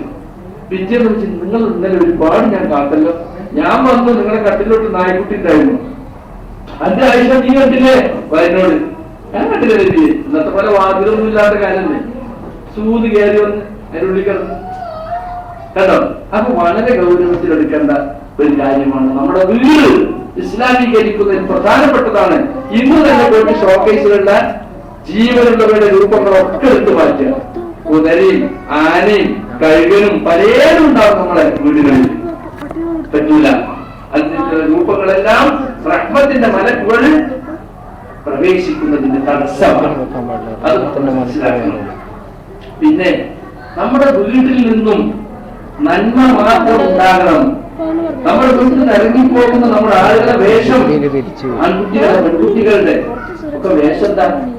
ഫാഷൻ ഭ്രമത്തിന്റെ പേരിൽ പെൺകുട്ടികളുടെ വേഷം അങ്ങേയറ്റം ഇത് ദൂഷിച്ചു പോയി. അവിടുത്തെ പ്രദർശനത്തിലേക്ക് പോയിരിക്കുകയാണ്. പർദ്ദ ഇടാൻ തന്നെ പലർക്കും മടി. എല്ലാവർക്കും ചുരിദാറാണ് ഇഷ്ടം. എന്താ കാരണം? പർദ്ദ ഇട്ടാൽ സൗന്ദര്യം കുറയും എന്ന് പഠിച്ചു. പക്ഷെ ഇപ്പൊ പർദ്ദയിൽ തന്നെ എന്താക്കി ഒരുപാട് എംബ്രോയിഡറി വർക്കുകൾ. പർദ്ദയിട്ട് മത്തിട്ട് ഇങ്ങനെ വരുന്നുണ്ട്. ആനക്കുട്ടി നട്ടിപ്പട്ടം കെട്ടി വരിക. അത്രമാത്രം എന്തെല്ലാം അലങ്കാരങ്ങൾ. എന്തിനാ പർദ്ദ വെച്ചത്? ശരീരത്തിന്റെ സീനത്ത്, അഴക് മറച്ചു വെക്കാൻ. ഇത് ഈ എംബ്രോയിഡറി കൂട്ടിയാലോ അഴക് കൂടും. പിന്നെ ബോഡി ഷേപ്പ് പർദ്ദ, കക്ഷത്തിന്റെ അവിടെ അരക്കെട്ട് വരെ ടൈറ്റ് ആക്കുക. എന്നാൽ ശരീരത്തിന്റെ മുഴച്ചതും തഴച്ചതുമായ ഭാഗങ്ങളൊക്കെ മറ്റുള്ളവർക്ക് വായിച്ചെടുക്കാവുന്ന തരത്തിൽ വൃത്തികെട്ട വേഷം. അപ്പൊ അതുകൊണ്ട് ലൂസായ പർദ്ദ, അതാണ് നബി സല്ലല്ലാഹു അലൈഹി വസല്ലം പഠിപ്പിച്ചിട്ടുള്ളത്. ശരീരത്തിന്റെ ഷേപ്പ് കാണാത്ത ലൂസായ പർദ്ദ അത് ധരിക്കണം പെണ്ണുങ്ങൾ. പിന്നെ മുഖം കൂടി മറച്ചാൽ അത്രയും നന്നായി. കാരണം എന്താ? ഏതൊരാളും നേർക്കുനേരെ കാണുമ്പോൾ ഏറ്റവും ഒരു പുരുഷൻ കാണുമ്പോൾ നോക്കുന്നവരുടെ മുഖത്തേക്കാണ്. അപ്പൊ എന്റെ പല്ലും എന്റെ ചുണ്ടും എന്റെ കവിടും ഒന്നും ഒരു പുരുഷൻ കാണേണ്ട ഒരു പെണ്ണ് തീരുമാനിച്ചാൽ അത് ഏറ്റവും നല്ല കാര്യമാണ്. അത് പ്രത്യേകം ശ്രദ്ധിക്കണം. നമ്മുടെ പെൺകുട്ടികള് വീട്ടിൽ നിന്ന് ഇറങ്ങി പോകുമ്പോ അവരെ വേഷം, നമ്മളാണ് ഡ്രസ്സ് വാങ്ങി കൊടുക്കുന്നത്. എന്താ ഡ്രസ്സ്? ടീഷർട്ടും ജീൻസും പെൺകുട്ടികൾക്ക്. എന്നിട്ട് ഇങ്ങനെ നടക്കുക, മുടി മുറിച്ച് കാണുകളെ പോലെ ആക്കിയിട്ട് പറ്റുമോ? ആണുങ്ങളുടെ വേഷം ധരിക്കുന്ന പെണ്ണുങ്ങളെയും പെൺവേഷം കെട്ടുന്ന ആണുങ്ങളെയും അല്ലാഹു ശപിച്ചിട്ടുണ്ട്. മനസ്സിലാക്കണം. ആ ശാപം നമുക്ക് ഏൽക്കേണ്ടതുണ്ടോ? പ്രത്യേകിച്ച് നമ്മൾ മനസ്സിലാക്കേണ്ട കാര്യമാണ്. അതുകൊണ്ട് ഇസ്ലാമിക വേഷം പേരിന് മാത്രം ഒരു തട്ടം ഇങ്ങനെ തലയിലുണ്ടാവും. മുസ്ലിം ആണെന്ന് അറിയാൻ വേണ്ടി അതിന് മാത്രം. ചില പെണ്ണുങ്ങൾ ഖുർആൻ ക്ലാസ്സിലൊക്കെ വരുമ്പോ നല്ല വേഷമായിരിക്കും. പക്ഷെ അത് കല്യാണത്തിന് മുമ്പ് കാണണം, സൽക്കാരത്തിന് മുമ്പ് കാണണം, വിരുന്നിന് മുമ്പ് കാണണം. ഇപ്പൊ ഉണ്ടെങ്കിലല്ല. എന്താ? അപ്പൊ നല്ല അടിപൊളി സാരി, അടിപൊളി ചുരിദാർ ഒക്കെ ഇട്ടാ പോവാ. മറ്റുള്ളവരുടെ മുമ്പിൽ തന്നെ പ്രദർശിപ്പിക്കണം, മറ്റുള്ളവർ തന്നെ നോക്കണം, മറ്റുള്ളവർ തന്നെ കാണണം എന്ന ചിന്ത അത് വലിയ മോശമാണ്. ഗൃഹനാഥൻ ശ്രദ്ധിക്കണം. തന്റെ ഭാര്യ, തന്റെ മകൾ അനിസ്ലാമിക വേഷം ധരിച്ച് പുറത്തിറങ്ങരുത്. കാസിയാത്തും ആരിയാത്തും മാരിയാത്തും ഉമീരാത്തും വസ്ത്രം ധരിച്ചിട്ടുണ്ട്, പക്ഷേ നഗ്നയാണ്. ചാഞ്ഞും ചെരിഞ്ഞും മറ്റുള്ളവരെ ആകർഷിക്കാൻ വേണ്ടി നടക്കുന്നവർ, കണ്ണിൽ ചൂണ്ടയും മനസ്സിൽ കൊക്കയുമായി നടക്കുന്ന പെണ്ണുങ്ങൾ, അവർ സ്വർഗത്തിൽ കടക്കൂല. സ്വർഗത്തിന്റെ 4 അയലത്ത് പോലും എത്തൂല. വളരെ ദൂരത്തും സ്വർഗത്തിന് പരിമളം വെക്കും. അത്ര ദൂരത്തേക്ക് പോലും അവർ എത്തുകയില്ലെന്ന് മുഹമ്മദ് മുസ്തഫ സല്ലല്ലാഹു അലൈഹി വസല്ലം പഠിപ്പിച്ചിട്ടുണ്ട്. അതുകൊണ്ട് നമ്മുടെ വീട് ഇസ്ലാമീകരിക്കണം. വീടും സൗകര്യങ്ങളും ഒക്കെ അല്ലാഹു തന്നിട്ടുള്ള അനുഗ്രഹമാണ്. ആ അനുഗ്രഹത്തിലുള്ള നന്ദി അല്ലാഹു വിരോധിച്ചതും അല്ലാഹു ഇഷ്ടമില്ലാത്തതും നമ്മുടെ വീടുകളിൽ നടക്കാതിരിക്കുക എന്നതാണ്. നമ്മളെല്ലാവരും ഇഷ്ടപ്പെട്ട നമ്മുടെ വീട് സ്വസ്ഥമായി നമുക്ക് സൗകര്യപ്രദമായി ജീവിക്കാനുള്ള ഒരു മസ്കൻ, ഒരു സമാധാനത്തിന്റെ സന്ദേഹമായി നമ്മൾ വീടിനെ കാണണം. ആ വീട്ടിൽ ഹറാമുകൾ നടക്കരുത് എന്ന് ഉറപ്പ് വരുത്തേണ്ടത് ആരുടെ ഉത്തരവാദിത്തമാണ്? ഗൃഹനാഥന്റെ ഉത്തരവാദിത്തമാണ്. നമ്മൾ വീട്ടിന് മുമ്പിൽ ബോർഡ് വെക്കും, യഥാർത്ഥം ഇതെന്റെ റബ്ബിന്റെ അനുഗ്രഹത്തിൽപ്പെട്ടതാണ് എന്ന് പറഞ്ഞാൽ എന്റെ യോഗ്യത കൊണ്ട് എന്റെ റബ്ബ് എനിക്ക് കഴിഞ്ഞു തന്നതാ എന്നായി അർത്ഥം. അതിന്റെ ബാക്കി എന്തായാലും അതാരും ഇരിക്കൂല. എന്നെ പരീക്ഷിക്കാൻ വേണ്ടിയാണിത്. ഞാൻ നന്ദി കാണിക്കുമോ നന്ദി കേട് കാണിക്കുമോ എന്ന് പരീക്ഷിക്കാൻ വേണ്ടി എനിക്ക് അള്ളാഹു തന്നിട്ടുള്ളതാണ്. ആ ഒരു ചിന്ത നമുക്കുണ്ടാകണം. ആ പരീക്ഷണത്തിൽ നാം വിജയിക്കണമെങ്കിൽ അള്ളാഹുവിന് ഇഷ്ടമില്ലാത്ത ഒന്നും നമ്മുടെ വീട്ടിൽ നടക്കാതിരിക്കണം. അങ്ങനെ വരുമ്പോൾ മാത്രമേ നമുക്ക് സ്വർഗത്തിൽ പോകാനുള്ള ക്വാളിഫിക്കേഷൻ, യോഗ്യത നാം നേടുകയുള്ളൂ എന്ന് മനസ്സിലാക്കണം. ഞാൻ സമയം ഇനി ദീർഘിപ്പിക്കുന്നില്ല. നാളെ ക്ലാസ് ഉണ്ടായിരിക്കും. കുട്ടികൾക്കൊക്കെ ജോലിക്ക് പോകേണ്ടതുണ്ടാകും. ഏതായാലും ഇവിടെ വരാനും നിങ്ങളെയൊക്കെ കാണാനും സന്തോഷമുണ്ട്. നമ്മളൊക്കെ എവിടെ ജീവിച്ചാലും മുസ്ലിമായി ജീവിക്കണം. ഏതു സാഹചര്യത്തിലും ഇസ്ലാമിന്റെ നിയമങ്ങൾ മുറുകെ പിടിക്കണം. ഇസ്ലാമിനെ കുറിച്ച് പഠിക്കുക, അത് ജീവിതത്തിൽ പകർത്തുക. ഒരു ഒഴുക്കിനനുസരിച്ച് ഇങ്ങനെ പണ്ടത്തൊക്കെയോ പഠിച്ചിട്ട് അതിലൂടെ ഇങ്ങനെ പോകുന്നതിന് പകരം വീട്ടിലെല്ലാ അംഗങ്ങളും ദീന് പഠിക്കണം. അതിന്റെ സാഹചര്യങ്ങൾ നിങ്ങൾ ഉണ്ടാക്കണം. എവിടെയായാലും ഇത്തരം കൂട്ടായ്മകളിലൂടെ ദീൻ പഠിക്കുകയും പഠിപ്പിക്കപ്പെടുകയും വേണം. ഖുർആൻ പഠിക്കുകയും പഠിപ്പിക്കുകയും ചെയ്യുന്നവരാണ് നിങ്ങളിൽ ഒത്തുവരുന്ന പറഞ്ഞത് ഓർമ്മ വേണം. വീടുമായി ബന്ധപ്പെട്ട വീട് ഇസ്ലാമീകരിക്കുന്ന, കുടുംബത്തെ ഇസ്ലാമീകരിക്കുന്ന ഒരുപാട് കാര്യങ്ങൾ ഇനിയും പറയാനുണ്ട്. പക്ഷേ സമയമില്ലാത്തത് കൊണ്ട് ഞാൻ അവസാനിപ്പിക്കുകയാണ്. നാളെയും നമുക്ക് ക്ലാസ് ഉണ്ട്. അല്ലാഹു സുബ്ഹാനഹു വ തആല നല്ല സന്തോഷത്തിൽ സ്വർഗത്തിൽ പോകുന്ന, കുടുംബത്തോടെ സ്വർഗത്തിൽ പോകുന്ന ഭാഗ്യവന്മാരുടെ കൂട്ടത്തിൽ നമ്മെ എവരെയും ഉൾപ്പെടുത്തുമാറാകട്ടെ. അറിഞ്ഞും അറിയാതെയും സംഭവിച്ച തെറ്റുകുറ്റങ്ങൾ റഹ്മാനായ റബ്ബ് വിട്ടുകൊടുത്ത് മാപ്പാക്കി തരുമാറാകട്ടെ. اللهم اغفر للمؤمنين والمؤمنات والمسلمين والمسلمات الأحياء منهم والأموات إنك مجيب الدعوات يا قاضي الحاجات. ربنا آتنا في الدنيا حسنة وفي الآخرة حسنة وقنا عذاب النار. وصلى الله على رسولنا المصطفى محمد وعلى آله وصحبه وسلم. وآخر دعوانا الحمد لله رب العالمين. السلام عليكم.